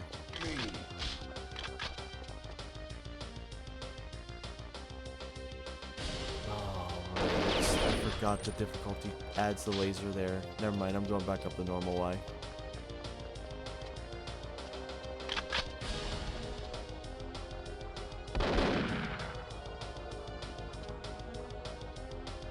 It is cool that every single level pretty much has a dual weapon somewhere hidden. Get rid of that ammo for me. Yeah, it'd be really cool. Apex Legends was so much fun when I used to play it. I played from like season 0 to like season 10 or 13 or something like that. My favorite section. Oh, the boys! The boys!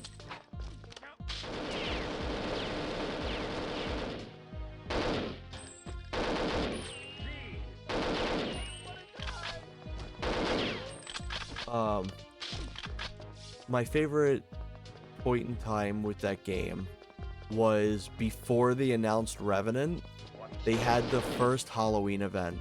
That first Halloween event was my favorite event in pretty much any game.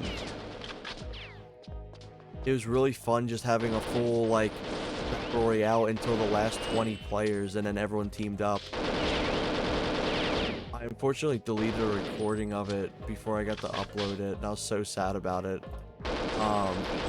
But I did a match, like I'll do matches where I would fire in the air, do the Terminator theme, and then to try to get people like group up.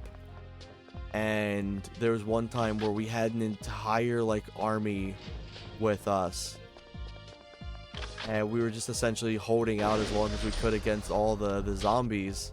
And it was so much fun, and we got down to the last 20 and we all worked together to try and escape. And me and one other person ended up sacrificing ourselves to bait the zombies, so everyone else could escape. It was so cool. It was my favorite event ever. Holy shit! Oh, I took my hands off the damn mouse.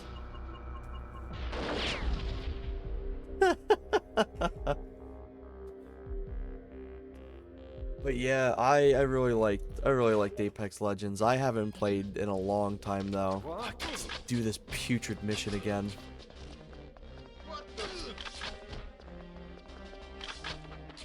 But yeah, Apex Legends was a ton of fun.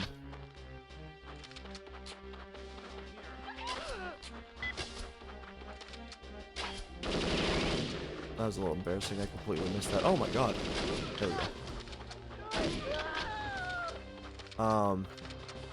My main character I played. Ooh, yeah, absolutely. My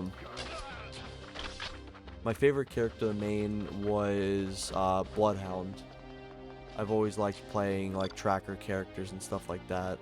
Like I play Scout in Deep Rock and stuff like that.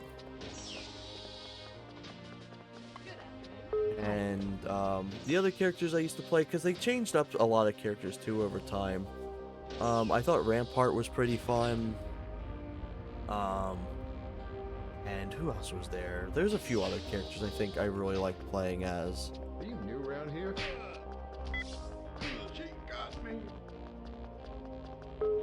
Also, check this out. This texture here is shared with another one in game. I think it's for like the K7 or something. To conceal your equipment.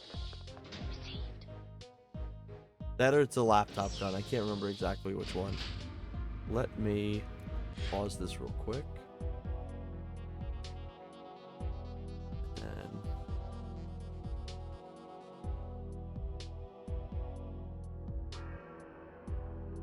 flips this down, open this up. There we go.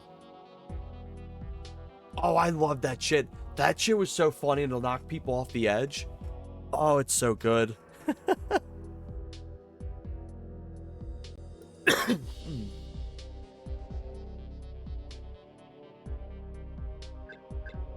I had some really fun ones. Maybe I'll show some off later too. I had one hell of a magnum shot, wingman shot, I should say. Hello. Crossed like in the entire like subway section. Hey, what's up? Hiya. Okay, so there we go. The case will get stopped unless you do something. Is that a bullet? Punched a man. Is that a bullet? We're taking over! Gee!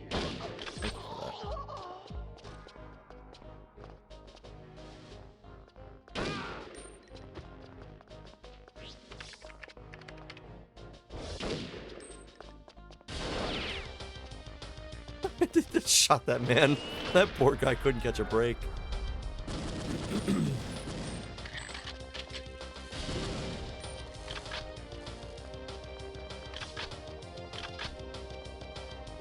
someone here. Why? Me.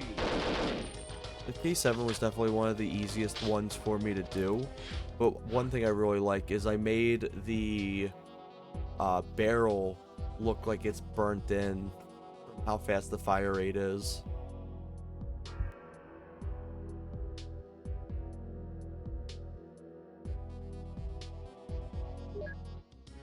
From Apex, I'd love to see zip lines. Yeah, absolutely. I think that'd be really cool. You're shooting from back here. I've got it.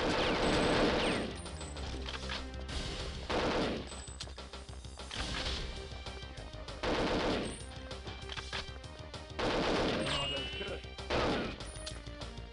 Ugh.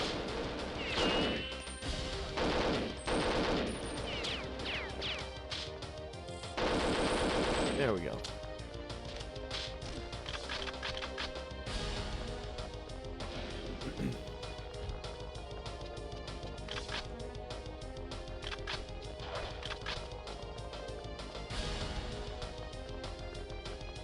There's someone here.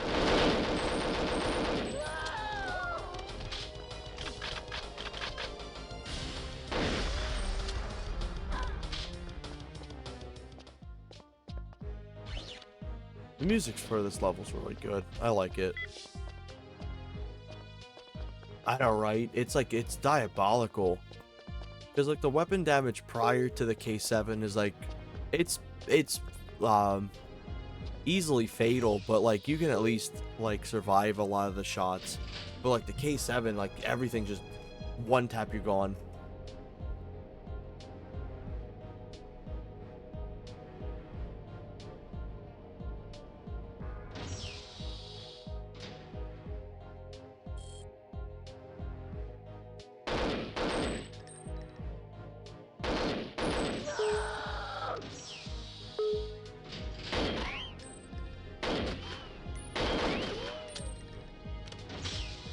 No, smiley face. There we go. Oh yeah.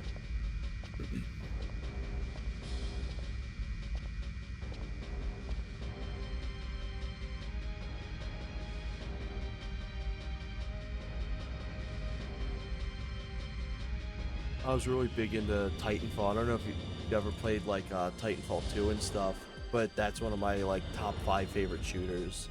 That's why I got into Apex. I played Titanfall so much. It was funny because like I originally didn't think I was gonna like Titanfall. This texture is shared again with I think the laptop gun. It's one of the guns. You can see a lot in here and stuff. I'm pretty sure this is the side of the laptop gun where it's like where the little reticle what's it called, like sight pops out.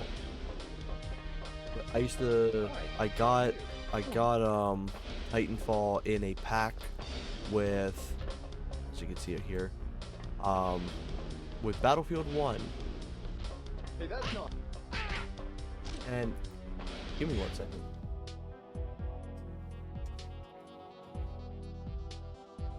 Holy shit, it is pouring out. I suddenly heard like a gush of rain. Sorry about that. But I had gotten Titanfall 1 with a Battlefield 1 bundle. I was like, yeah, I don't think I'm gonna get into Titanfall 2 at all, but I definitely am gonna get into Battlefield 1. But it's nice to have this just because both of them were on sale and I may as well get it. Played Battlefield 1. Tried to get into it. It's a really good game.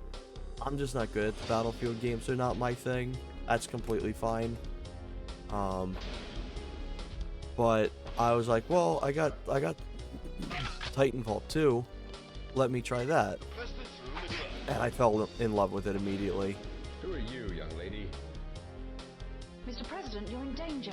Trent is trying to kidnap you. You can't make I fell in love with that game so much. I could not get pried away from it. I played it every day. I played competitively. I wasn't max level or anything like that.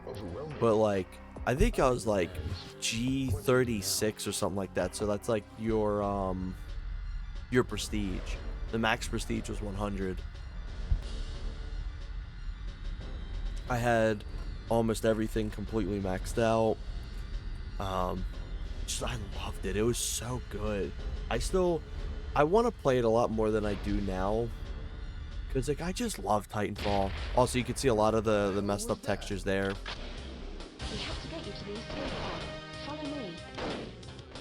Yeah, we smoked him. Oh,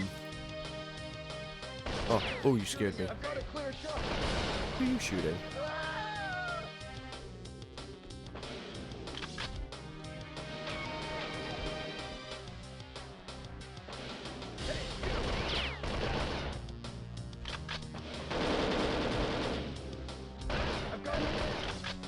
There we go. That way they can take care of that. But you could not pry me away from Titanfall 1. Because like I played Black Ops 3 and stuff, and I'm like, because I was like, I liked the sci-fi setting of Black Ops 3, but I'm like, the gameplay was just a bit too stiff for me. And I just never could vibe with it. It's like Titanfall, I played Titanfall, I was like, oh, holy shit, like this is my game. Like this is the game that like I fall in love with.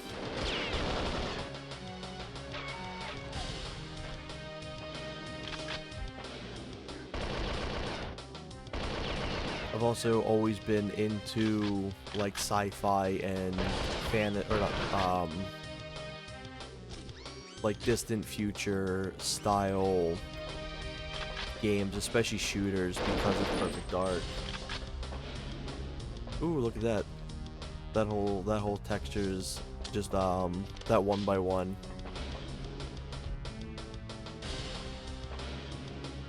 Yeah, like Respawn's like so impressive with their stuff. It's also really funny how Respawn essentially isn't any of the original Respawn team now. So the people that made Respawn came from Call of Duty. They branched out, they made Titanfall. They left Respawn to go back and work on a Call of Duty, which was Modern Warfare 19, which is why that one's so good. And then they took the money that they made off of Modern Warfare 19, Catch that tube and then from they the branched fuselage. away and made a new development team. Piece of cake, Joanna. What's this? They're almost kind of like modern Rareware, I'd say. That makes sense. They've got that unique, like, charm to it. What? Will you stop playing around and shoot? Out of options. Joanna, brace yourself for impact.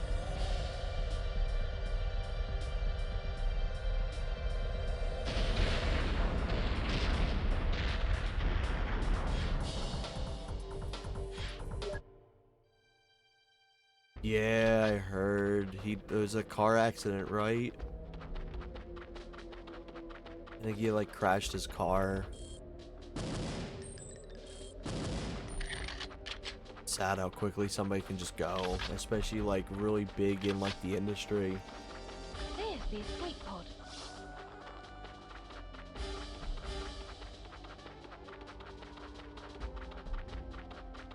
Also, I didn't change this this hand models or normal model dark at all because it makes sense to blend in with the snow.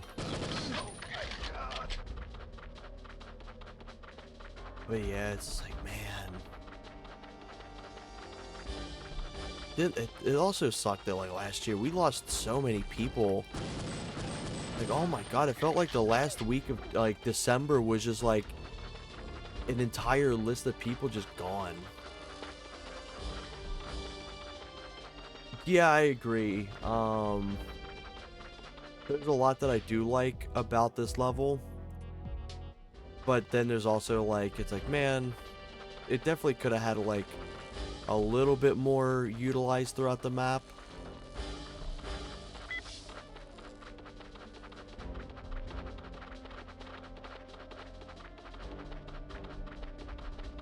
It's very open with not much to do. A lot to explore, but like but like just lacking in like actual use.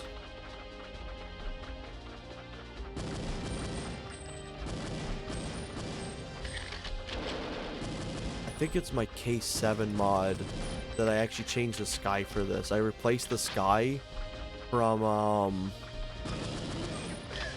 what's it called? Airbase. So it's the airbase skies here, and then at airbase it's this kind of like sunset.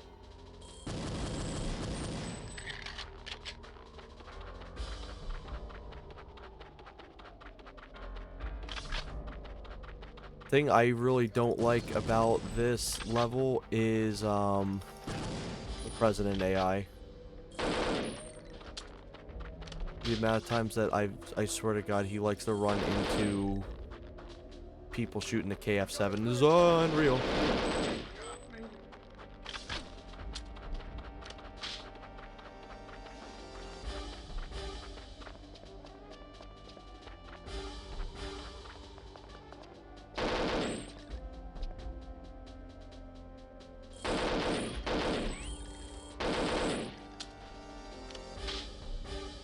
Also, there's always one guy here that likes to sit and just hide, I swear.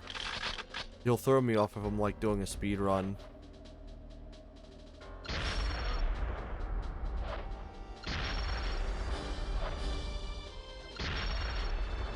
was about to say, that better hit him. Hey, good to see you again, Grim. One partial post. Yeah, by 80% of your health. It's brutal. I have a few basic Perfect Dark mods coming out. And funny enough, the K7 Avenger is not the hardest weapon to combat in this game. There's one that's way more diabolical.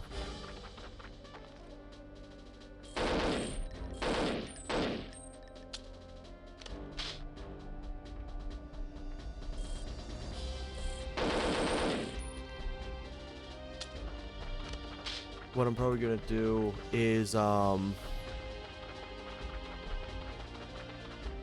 will play through each of them, showcase them off, and probably play it through like easiest to hardest.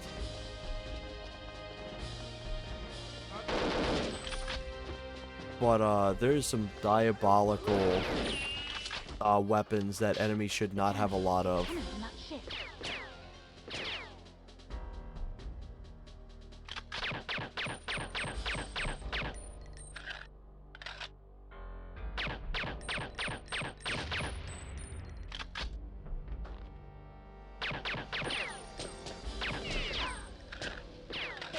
Also, I love the fact these are just straight up GoldenEye turrets.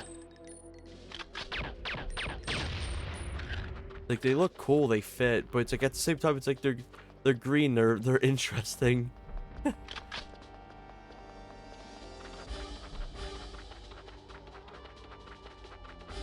also kind of surprised I don't really see any of the magenta texture. Like, it's genuinely impressive. I'm really impressed how little the 1x1 texture actually appears in this.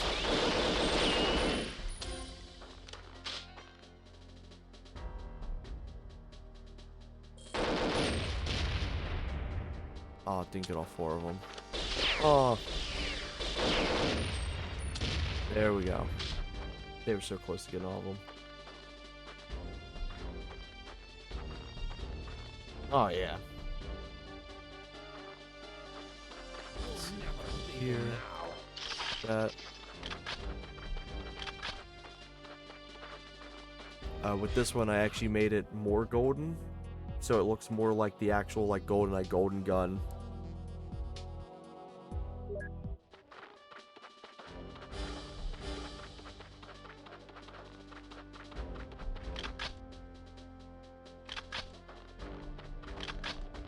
Some of these AI spawners too here can be quite nasty if you're not ready for it. Like that.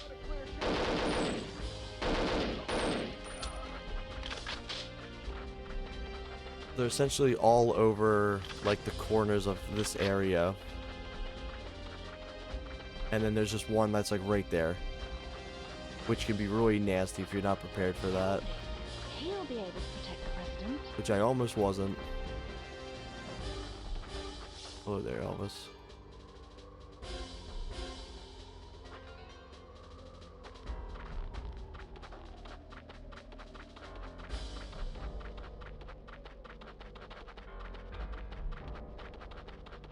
Yep, it's just a normal revolver essentially. And when they went into movie form, they're like they wanted to make it a little bit more unique, which is definitely like such a good choice to do.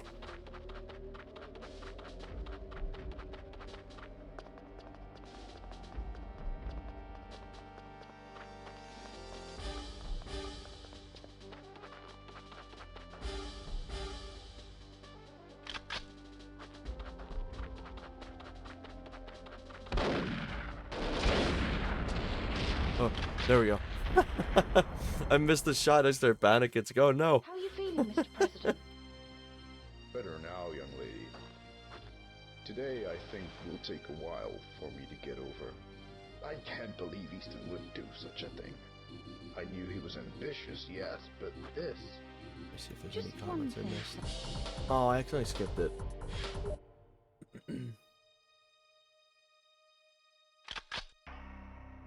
Yeah, You no. go on ahead, Joe. I'll secure the perimeter. We'll meet up later. Also, if you manage to take out all these guys through the window, these specific ones, you get dual Falcon 2 silencers. That's the first one.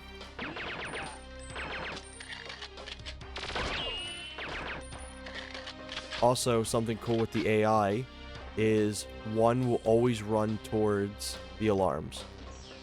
So you just kind of want to go after the one that's aiming at you still and not the one that's running after you. Then there's this guy. Take him out. He crouches down. Got him, and now they dropped dual Falcon 2s.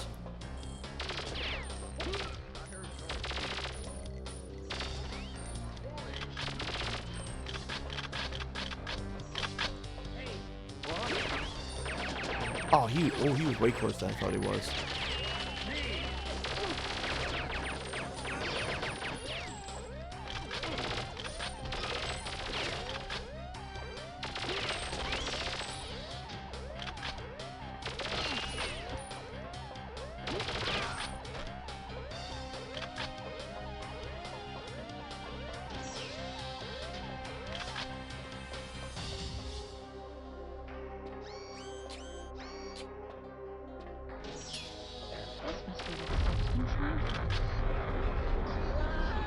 Yeah. There we go.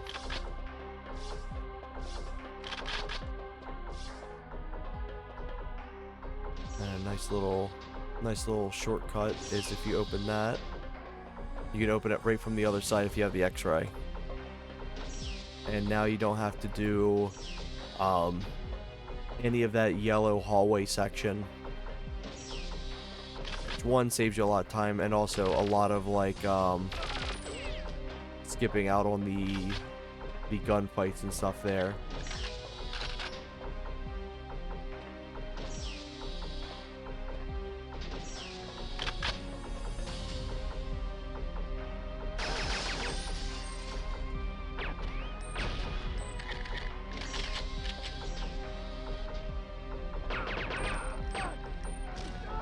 They'll be unable to conduct operations without a new power. Also, speedrunning. I like speedrunning this level, but the annoying thing was this. They're always randomized every time. Yeah, you can open at the other side. Yeah, go and I hit with the bunker. Or hit the bunker.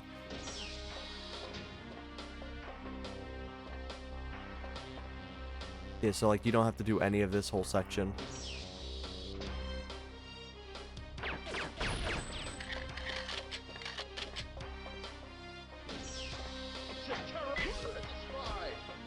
These guys were so hard to hit when I was playing with the wheel. They juked me so hard. I was like, holy shit. Like, broke my whole ankles.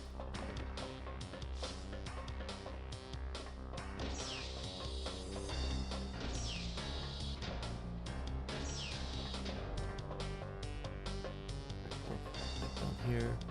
Come here.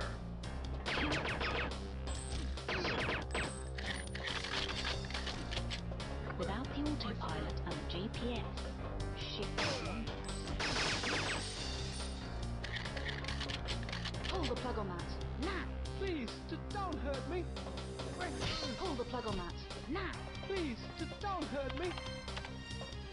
Switch this And then you thing can make off. them, you can make them turn off 3 things instead of 2.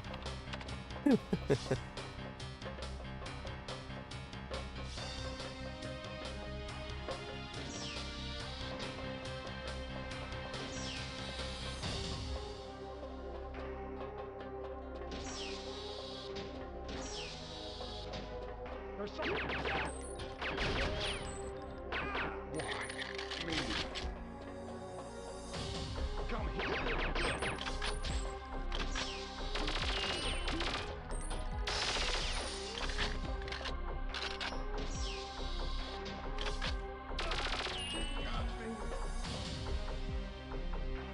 Get her.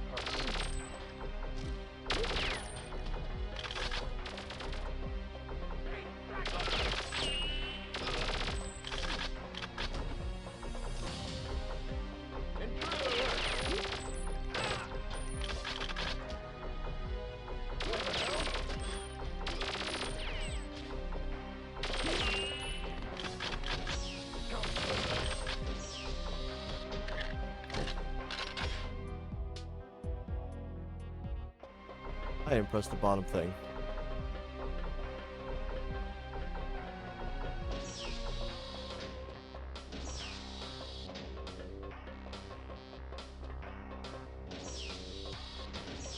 My favorite thing I've learned about streaming so far is I'll be like, hey look, here's a bunch of tech and everything I know from when I used to speedrun. I used to speedrun for like hundreds if not thousands of hours. I forgot Objective 1 again. Oops, forgot Objective 1 for Objective 2. It's fun figuring out how much the dynamic shifts in your gameplay when you're streaming. Because when you're playing on your own, you're like focused, you're not talking to anyone unless you're talking to like friends. Whereas like streaming's a lot more fun because like I get to kind of like yap and just have fun like talking to people or like showcasing fun little things.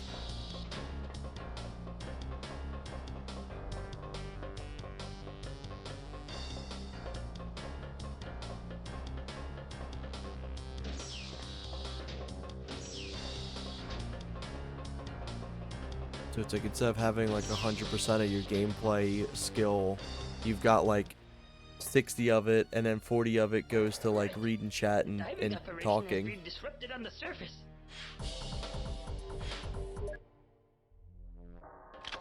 Also, this area is always really cool to me.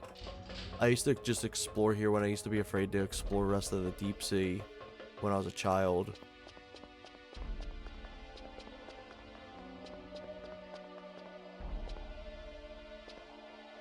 Also, I like that back here is unshaded.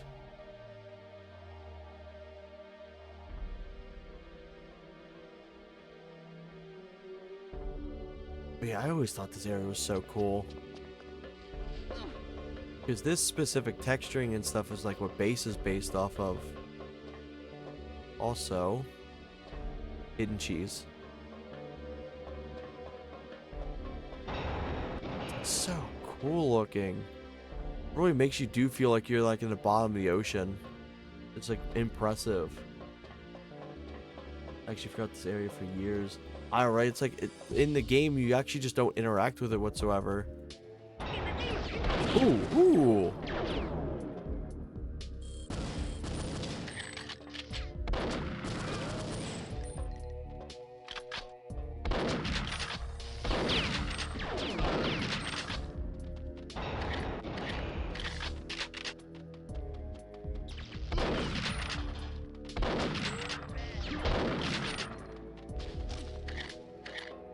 But to me personally, it's almost fun, kind of like having your skills kind of like reduced down a bit. Oh my god, good example, I guess. But it's fun because it's just like I like being able to like mess up and like have a laugh at shit like that.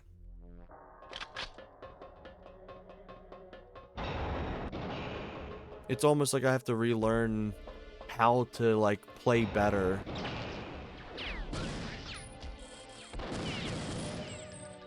This area is such a breeze when you can just do that.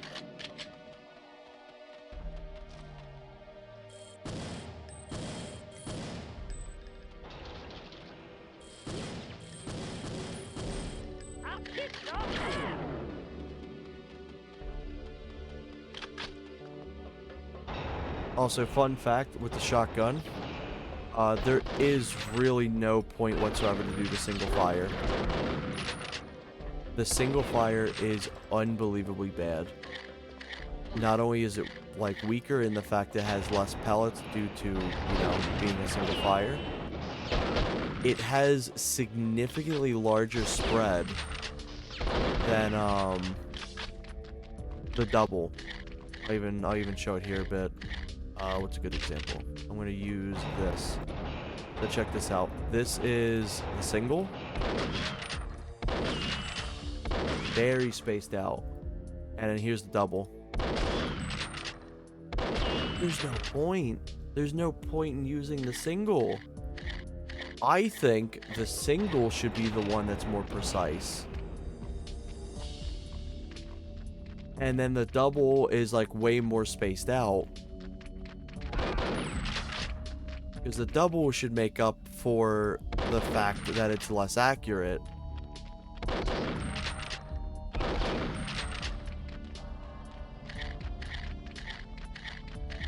I do like the shotgun recoloring I did as well.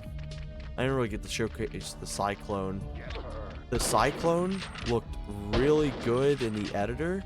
If I was just to take a photo of the Cyclone, it looks really good. But in gameplay, it doesn't look as good because it looks like it's just constantly being lit up by a red light.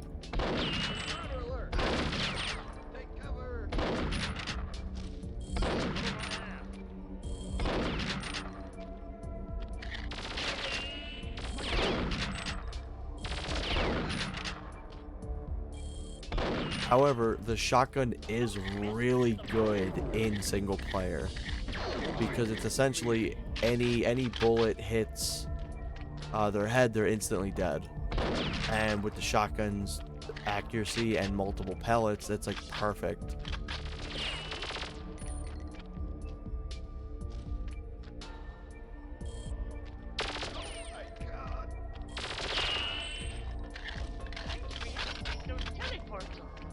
Let's see. Double shot makes them double dead. Half the time of single shots, basic shotgun math. Yeah, pretty much.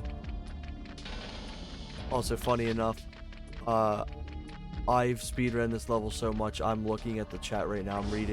I'm still reading the comments and stuff. I'm able to just walk around without really looking at the screen for that area. I just have that so memorized. Now, remembering like objective 2, I don't remember that, but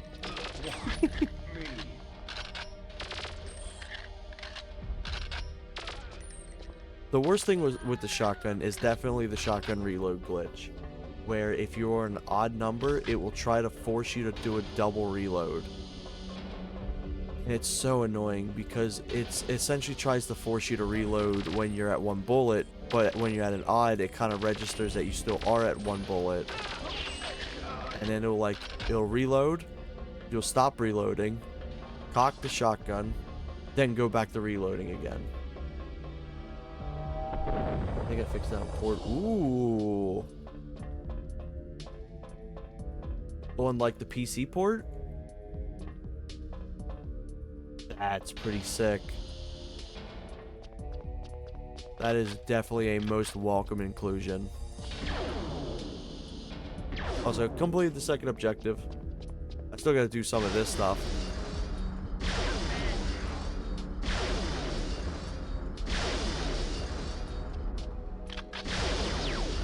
But you could also see the textures used there.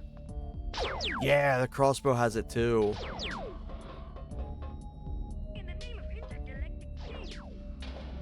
You find Elvis?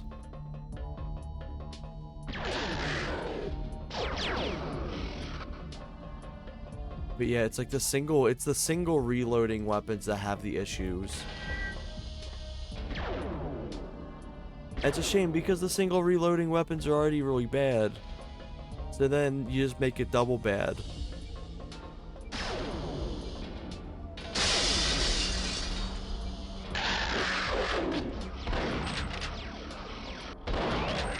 This is a really cool segment to have the shotgun in now, with all the Skedar. It's very almost like Aliens coded, which obviously like a lot of stuff's based off of the Aliens and stuff. But still just really cool.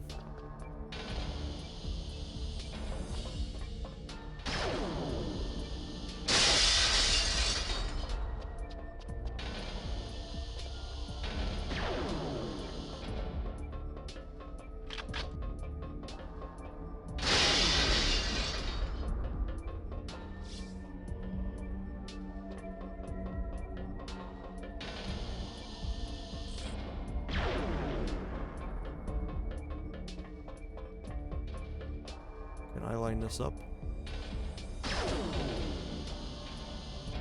Ah, missed. Oh, I missed. Yep, and get out of there. Bye, Elvis.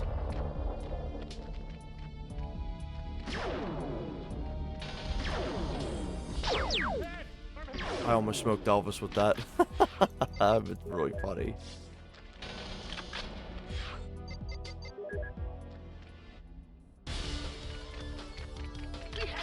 I love the fact too that there's so many explosions that goes on in this cutscene that it completely overrides the ability to skip it.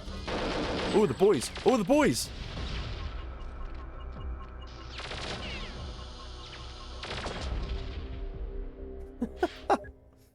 Let's just skip through this.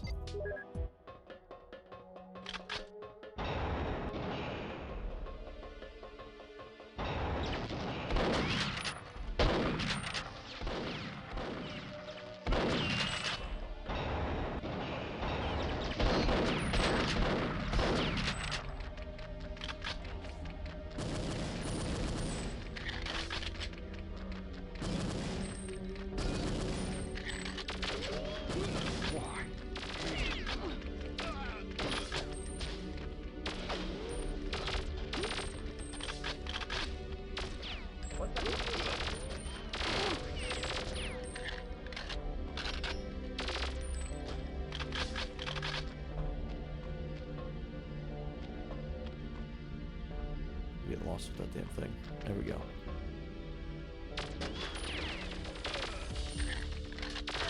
Oh, it's smoke.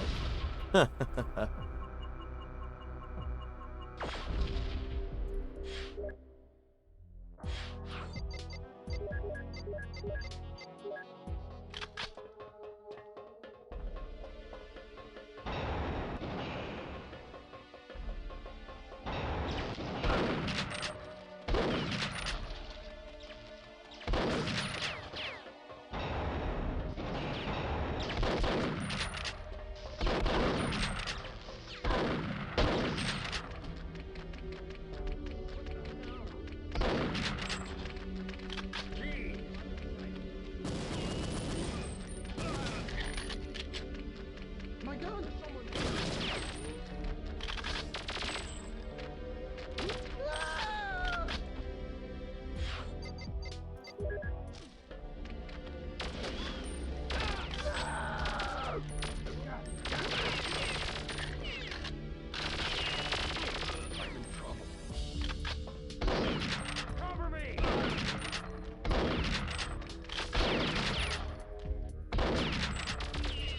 My gun! Yep, there's a glitch.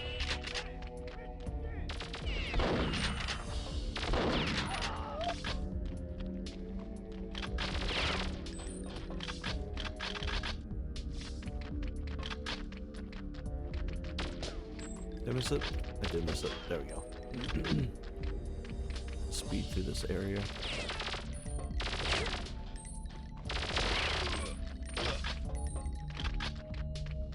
Yeah, with the shotgun.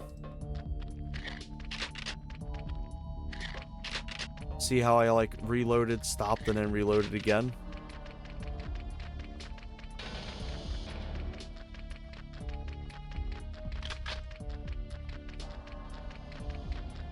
This didn't activate. I'm definitely getting tired. No, this is 1964. I did it for 1964 because the texture pack. If there ever does get to a point in time, I know, right? It's like, whew. If there's ever a point in time that the PC port can actually support like the texture packs and the mods and stuff, I'll be there day one. I'm just gonna clear these guys out now. This will help us to get around a bit quicker.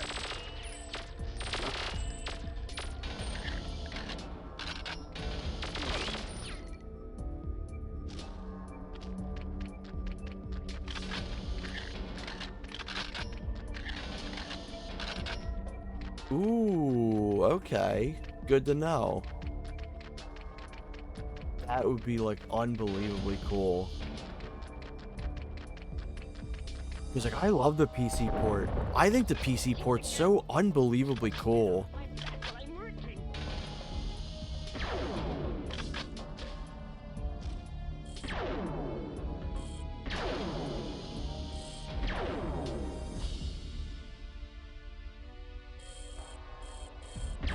Oops. Uh-oh. That works. There we go.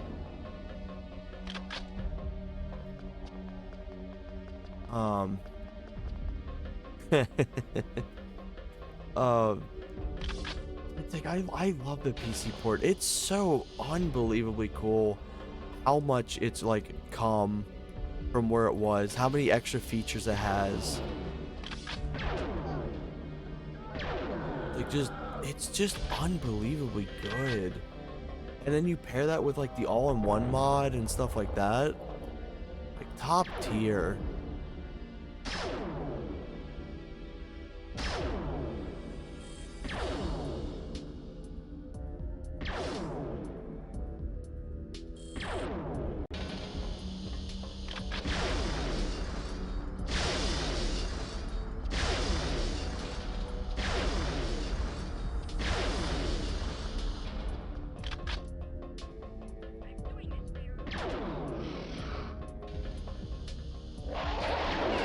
I was expecting him to be over there.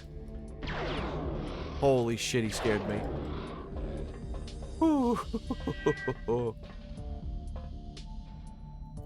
Is something I never even dreamed we would have. And bear in mind that companies nowadays will never deliver something like that. Yeah, exactly.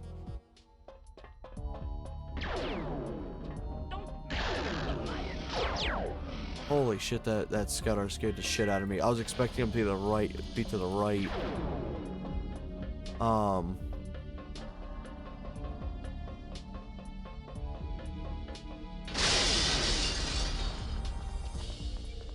Yeah, it's like it's so cool. It's like there's constantly new stuff being added to it. There's more like gyro support. Ooh, I'm very low.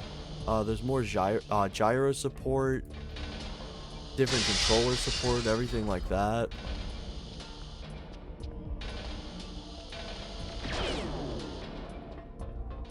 It's wild, like the guy just like came out of nowhere and just like made the whole thing.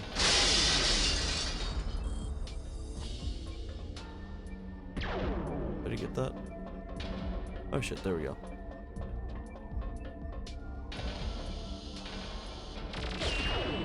Whew.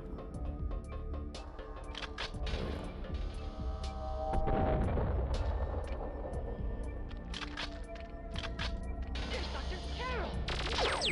We can reverse our perception.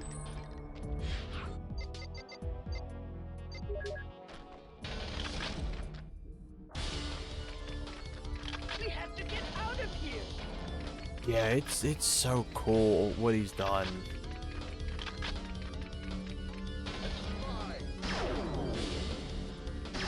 Oh, so they don't spawn in until that door opens. So you can't just farsight them.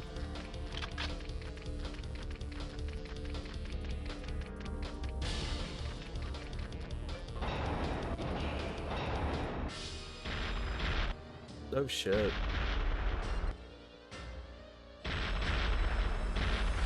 Yeah, I would have never figured we're getting anything like that. I didn't even fully know that like games could really be decomped and made into a port at that point. The only one I ever had played was Redriver 2. And that one's a phenomenal port. But it's just a one-to-one port essentially with a cheat code that lets you unlock everything. Ooh, and I got the Farsight. So it was like when it dropped, I was like, holy shit. Already dropped.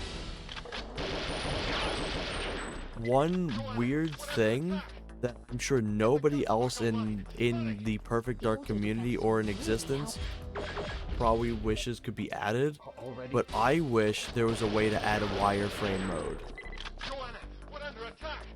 I used to play Perfect Dark so much that I would go into the 1964 settings and go into like the rasterized setting and disable it and do the game entirely in wireframe. I actually have a few videos on the wireframe modes and everything. It's really cool because it kind of teaches you how the game like renders stuff and like how cutscenes play out with things that you can't see and stuff like that. Fun fact. Understood. The fence. Oh, give me a second.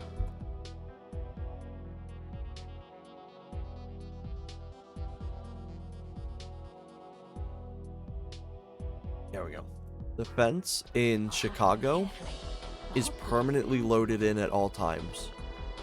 I don't know why. Maybe it's because it's like in the cutscene or something. But the fence that you jump over is always loaded in. Despite if you're not even in that area whatsoever. Another item that is permanently loaded in at all times is the UFO in Area 51 Escape.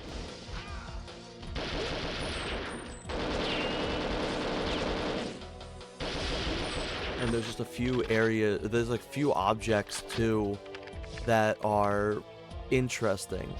There is essentially a neon Dorito underneath the elevator in Area 51, where like the little cargo bay elevator. I have to assume it's some sort of like dev dev-like cube, quote-unquote cube, that's tied to it, but I don't fully know. I think wireframe mode wouldn't be too hard to implement. I don't think so either. If it's like, if you can do it in 1964, I think it'd be something doable. There's two things that you can do with the wireframe in this.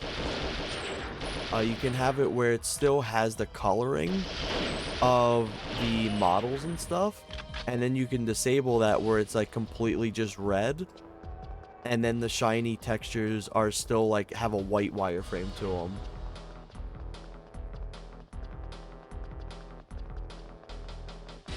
Let me make let me make sure that he's not here because he can clip up the elevator.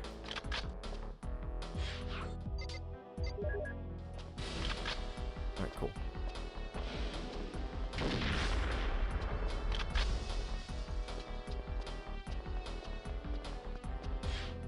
But yeah, I think that'd be really fun. I know it's probably just exclusively a thing I'd be interested in, but that's like one of my top requested things. Because not only is it like just, it's fun for me to play through, but like it's a fun thing to kind of see how things work in the background. You can see how much essentially is loaded into the game at once and everything. And it gets you an idea of like how the portals are loading in, or like how characters look in cutscenes and everything. Shit, what am I missing? Did I have to get... Oh, I didn't get the second one.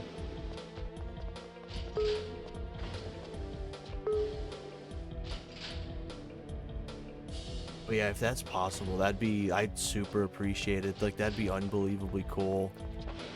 Thanks for coming back for me, Joanna. Thanks, Joe. They're using a new form of shield technology. My gun! I'm working on a new weapon, which may be useful.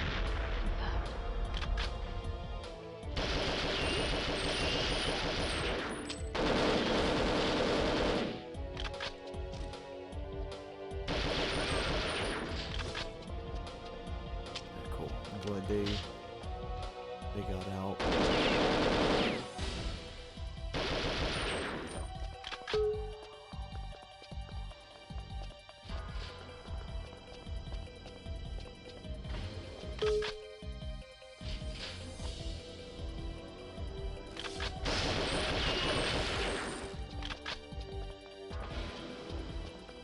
Yeah, I appreciate it. And like, if you can't, that's no worries. Foster was I working. appreciate just the thought of even like attempting it.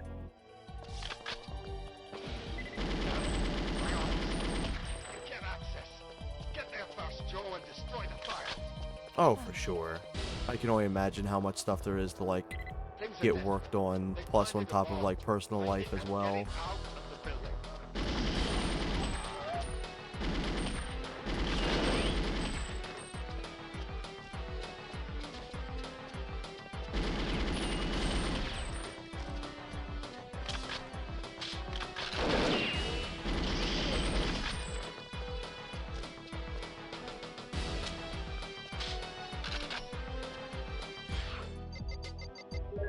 There we go, cool.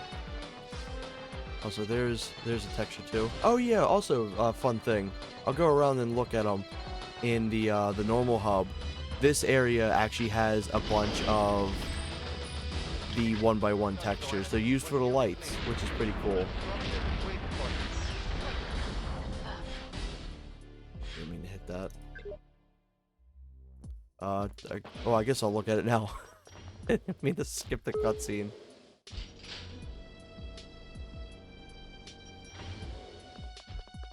I hit the scroll wheel to look at the chat.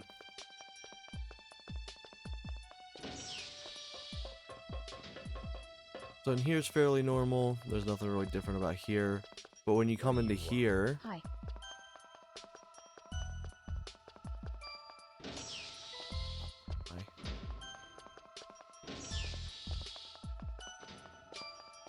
it's these lights that use the 1x1 texture, which I thought was pretty interesting. Skedar's ship uses it, and then I think there's something else in here too.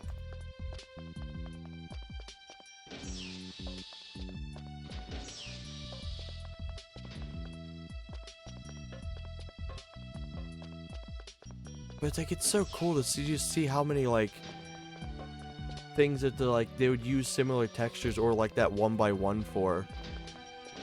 Because like nearly everything that 1x1 transparent texture gets used for like makes sense. Like you'd never even realize it's there. It doesn't stick out at all, which is really impressive. That chip. This used to be one of my favorite levels of the speedrun, but Elvis likes to die a lot, so it became quickly a level I enjoy, except for Elvis. Yeah, like it's so impressive, like what they would do to save space. And it's funny because it feels like Perfect Dark goes out of its way not to save space.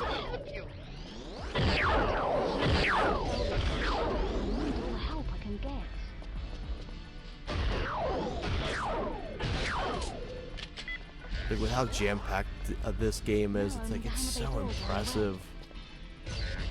GoldenEye feels like it struggled to have like many textures and stuff at all. Like they really shrunk that thing down as much as they could.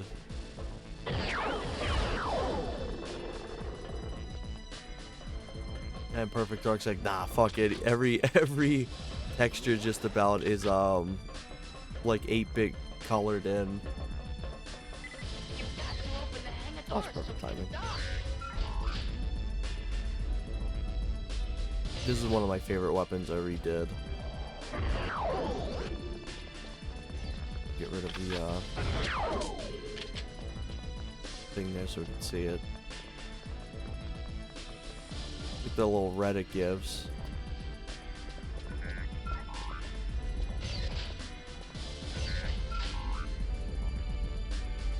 Ooh, okay. Really excited for that. At some point, too, I want to do a stream of the Perfect Dark all-in-one mod as well, with like all the updated stuff. I've purposely been avoiding looking at a lot of it so I can be like surprised when I see it. It's so cool. I heard there was there was some features and stuff that like A01 or A10 adds that ended up getting retrofitted into the base port. Saw the multiplayer options and stuff too in the port. It's impressive, like the start with weapons and like the no doors and stuff. It's, oh my god, I could go on for days about how cool that shit is.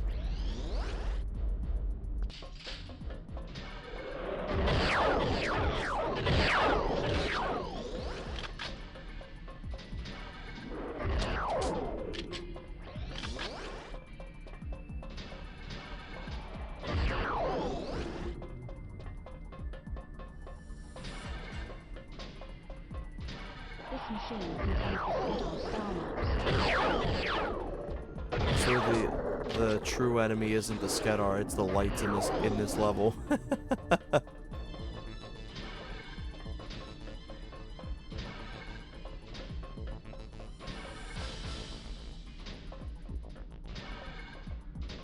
Ooh.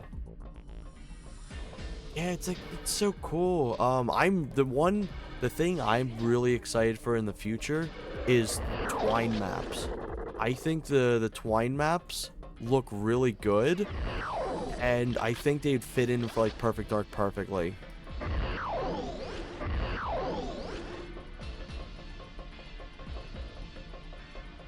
The thing is, I don't know how easy it would be to port them, because Rec had to go in and essentially make his own code to make elevators work for GoldenEye, which, holy shit, that's unbelievably impressive. But I know it probably uses different coding than, Ooh, I didn't see him when I first walked in there. So I wonder how easy it'll be to have it ported in. So give me just 1 second. I need to check my phone.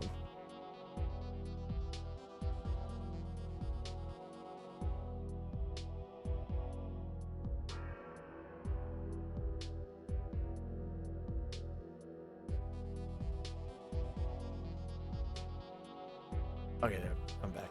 Man, that PC port's unbelievably cool. The ship's down and we can help you.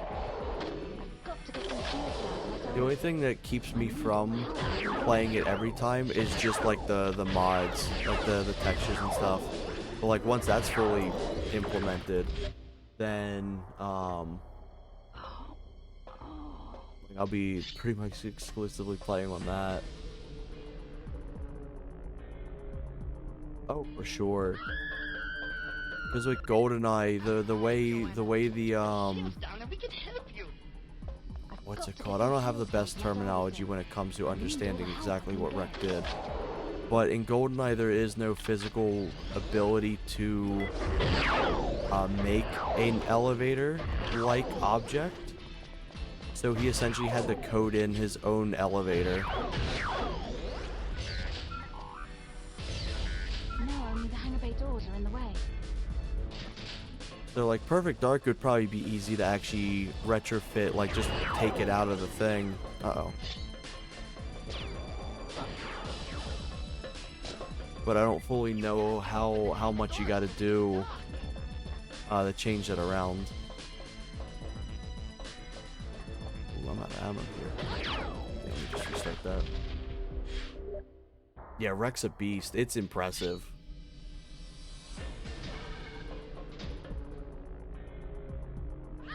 One thing I hope for one day as well, because I know the NetPlay branch is a little Get those shields down to let Elvis. farther back than the base. I'd love to have somebody work on the base version of like a Perfect Dark ROM, to have it almost like AQZ compatible, because unfortunately Perfect Dark doesn't work on AQZ whatsoever, which is what they use for GoldenEye, and RMG is not really that good. It's very buggy and it's very slow. But the reason why it doesn't work on AQZ is because the multiplayer tracker, how it like tracks stats, it immediately desyncs because the save is constantly like tracking stats and everything.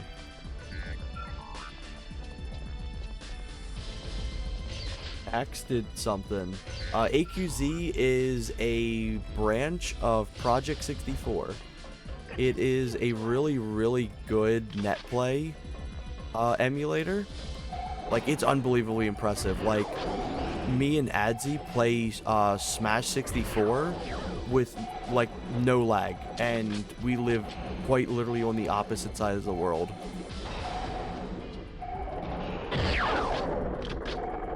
It's a really good NetPlay system.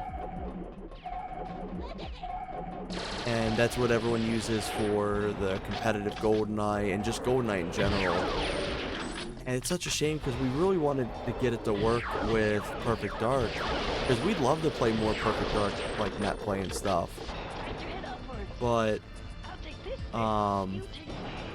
the problem is just how much the game saves. It causes desync, because essentially what you need to do to get NetPlay to work is you need an RDB file, which essentially tracks like disables the saves, I think. So whenever you load up the game, everyone has the exact same save file. Because if the save file is changed whatsoever, it causes desync. And that could literally be from anything. Like, let's say somebody's computer's a little bit laggier, and it saves a little different than the other person's, and now it's like desynced. So let me do this. One of my goals this year is to help improve the PD NetPlay. That would be sick. Like, that would be so cool. But oh, for sure, like, I know like net play is like a whole nother like thing to tackle compared to just doing a port. I have no info, or I have no knowledge when it comes to net play stuff, but I know it definitely can be a lot to do. It's impressive that we've gotten what we have though. For what it's worth, the fact it's like we have something that does exist is pretty cool.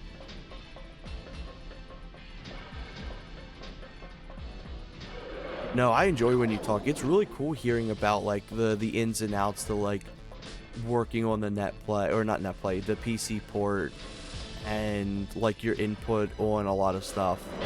Ooh. Explain why G is easier to make a net play. You can easily set the data, the definitive standard.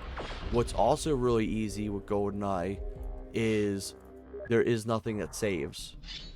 Regarding multiplayer, no stats are actually saved, where Perfect Dark has your profiles that get saved. They have every single stat, like every single bullet, missed percentage chances, shots that you've landed, stuff like that.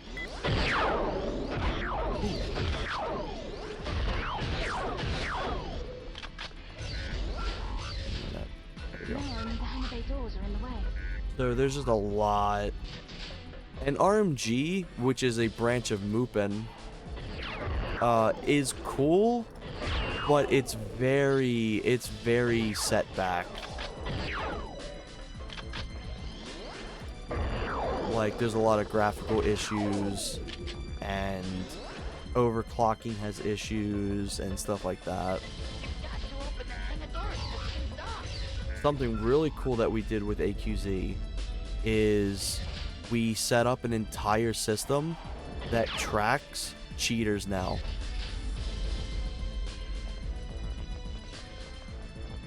Which is really cool. Because it's like as the GoldenEye net play and everything gets bigger and bigger, and the money pool is starting to get bigger and bigger, we need a way to be able to trust that people joining in aren't just doing it for money. Which sucks, because it's like, it's a 30-year-old game. We should just be having fun with it. But anytime something's involved with competitiveness or money, there's going to be somebody who's going to be interested in utilizing it. So we've actually been improving the net play stuff.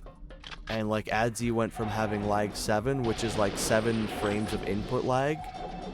No, it was 8. He had 8 things of input lag, down to 5.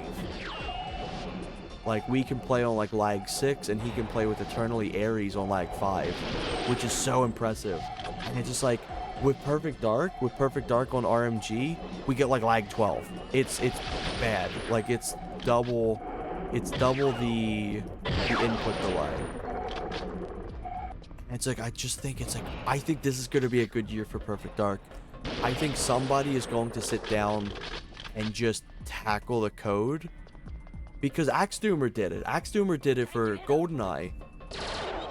I don't expect him to do it for Perfect Dark, but if we could get somebody that would be interested in doing something like that like he did, we could definitely have a way to play like a solid net play.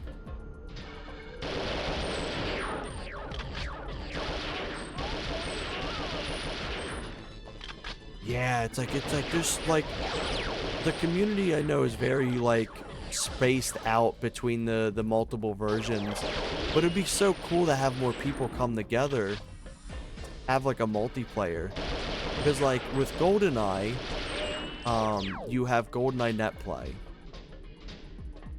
which is like the AQZ, which is like unbelievably good. Like, it is extremely high quality. And if you don't like the N64 version of GoldenEye, or you just want a smoother experience, you can play GoldenEye XBLA. The GoldenEye XBLA LAN is actually extremely good.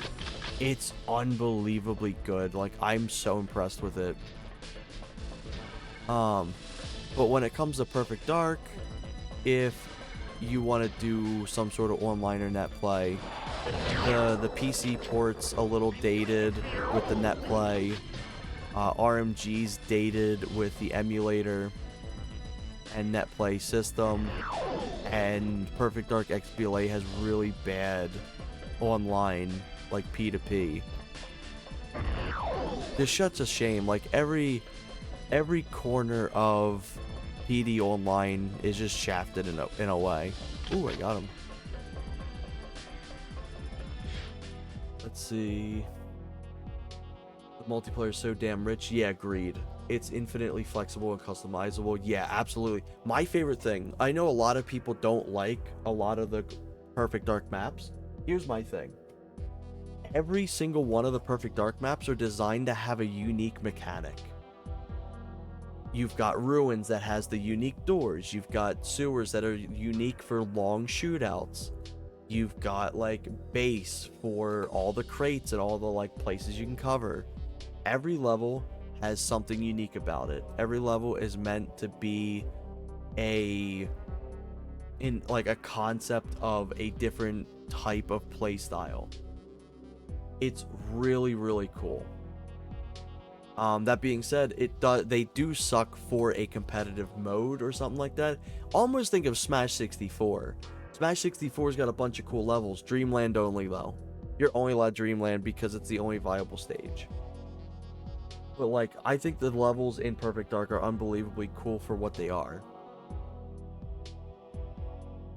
I really like GoldenEye, but like, I love Perfect Dark. I play a lot of GoldenEye stuff because of my love for Perfect Dark.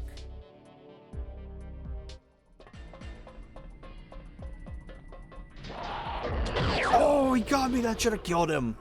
Oh, he got me there!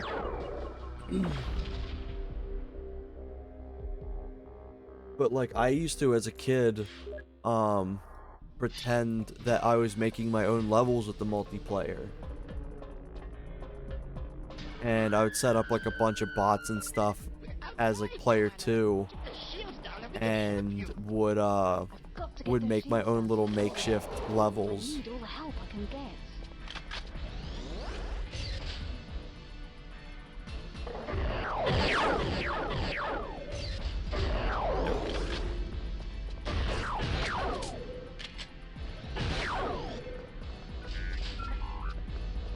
And yeah, absolutely. Like the fact that like the levels are like perfect because of the bots. Even like the bigger levels.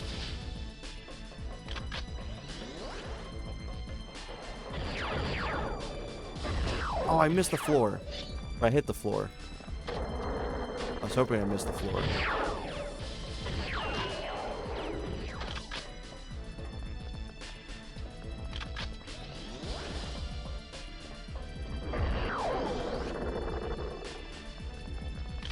There we go. You've got to open the hangar door so we can stop. But yeah, it's a lot easier to make mods for GoldenEye and to make custom levels for GoldenEye. And my ultimate idea is if I make a bunch of levels for GoldenEye, they can get retroactively fitted into the all-in-one mod. So that's my big goal. I love Felicity in Perfect Dark. It's such a like a warming vibe to it. I don't know how to explain it. I love how it feels.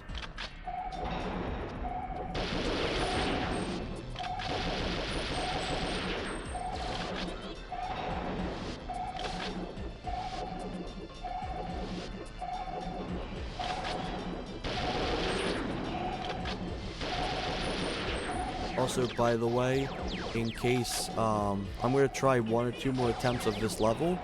If not, I may call it after those 2 attempts, just because I do have stuff to do right after this, unfortunately.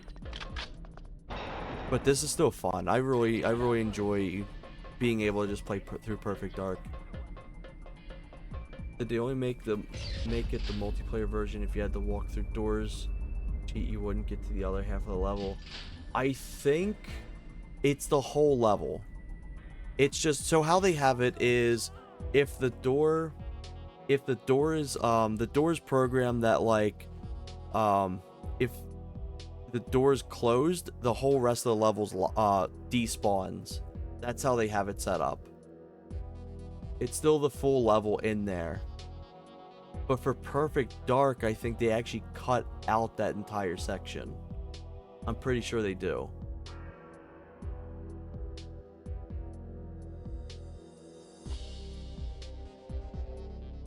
So, like, let's say, for example, Caverns. The entirety of Caverns is actually loaded in at all times. Quote-unquote loaded in at all times. The level's fully there. It's just invisible until you can, like, see it.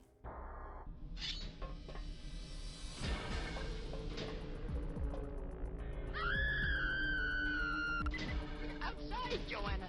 Get the shields down and we can help you. I've got to get those shields down to let Elvis in. I need Yeah, to so like, check it out on me.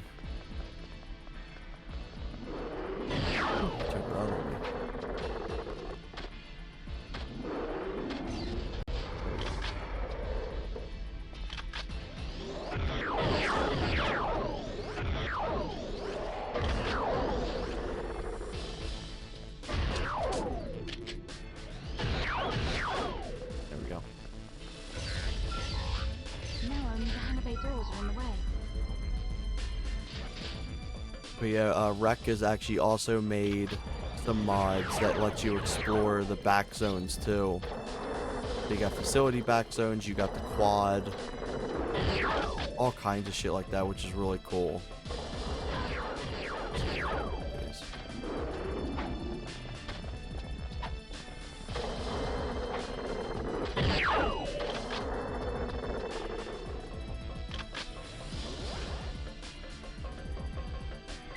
You've got to open the hangar doors so we can dock.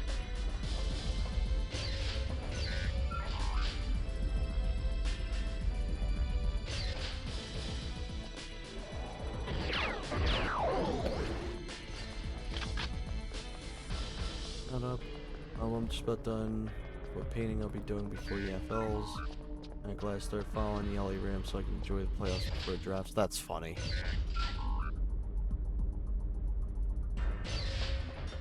Good to see you, Joanna. I know people at my job are talking a lot about sports.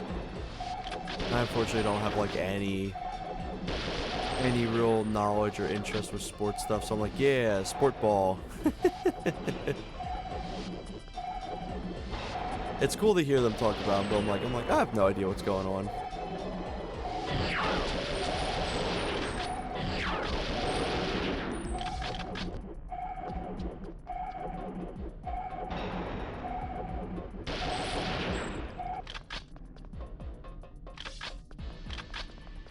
Plenty of ammo, perfect.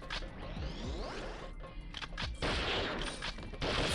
sorry, Elvis Juniors. I'll be taking the extra ammo that I can.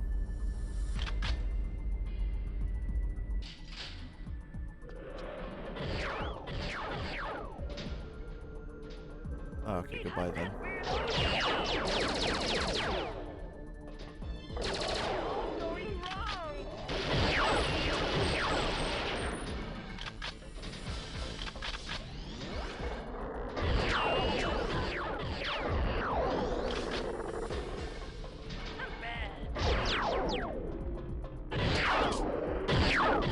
I will say I'm very excited to go to bed after my errands after this. I can definitely feel myself starting to get like very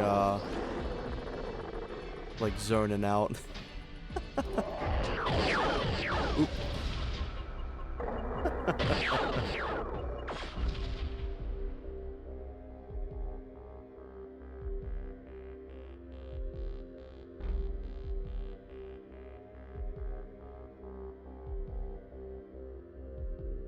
Say I may unfortunately have to call it here though, because it is getting around the time that I gotta get ready. It is currently 4:11 p.m. for me, and I gotta get ready by 4:25. But unfortunately I get through the whole thing, but hey, that means I get to stream, I get to do a second stream with this. And that also justifies me being able to show off more stuff the next stream too. But it was good to have you, Raph. It was good to have everyone here. Like Grim. I don't know who all is still here. But it was good having everyone join in. And I hope everyone has a wonderful rest of their day. Adzi will be streaming, I think in an hour and a half from now, or like an hour. So definitely stay tuned for that. He's doing AQZ, net play, practice and stuff for the big tournament. So that's going to be a lot of fun. If I manage to somehow... Oh, he's streaming now. Oh, shit. If I manage to come back and I'm not dead to the world, maybe I'll hop in a match or so. But on that note, I appreciate everyone, and I hope y'all have a wonderful rest of your day. And y'all take care now. Oh, I better not be where I think I am. And it's worse than that, my dear. Just On the look who menu. you've There we got go. for company. Alright, y'all take care. You? Bye-bye. I thought you'd managed to escape. We found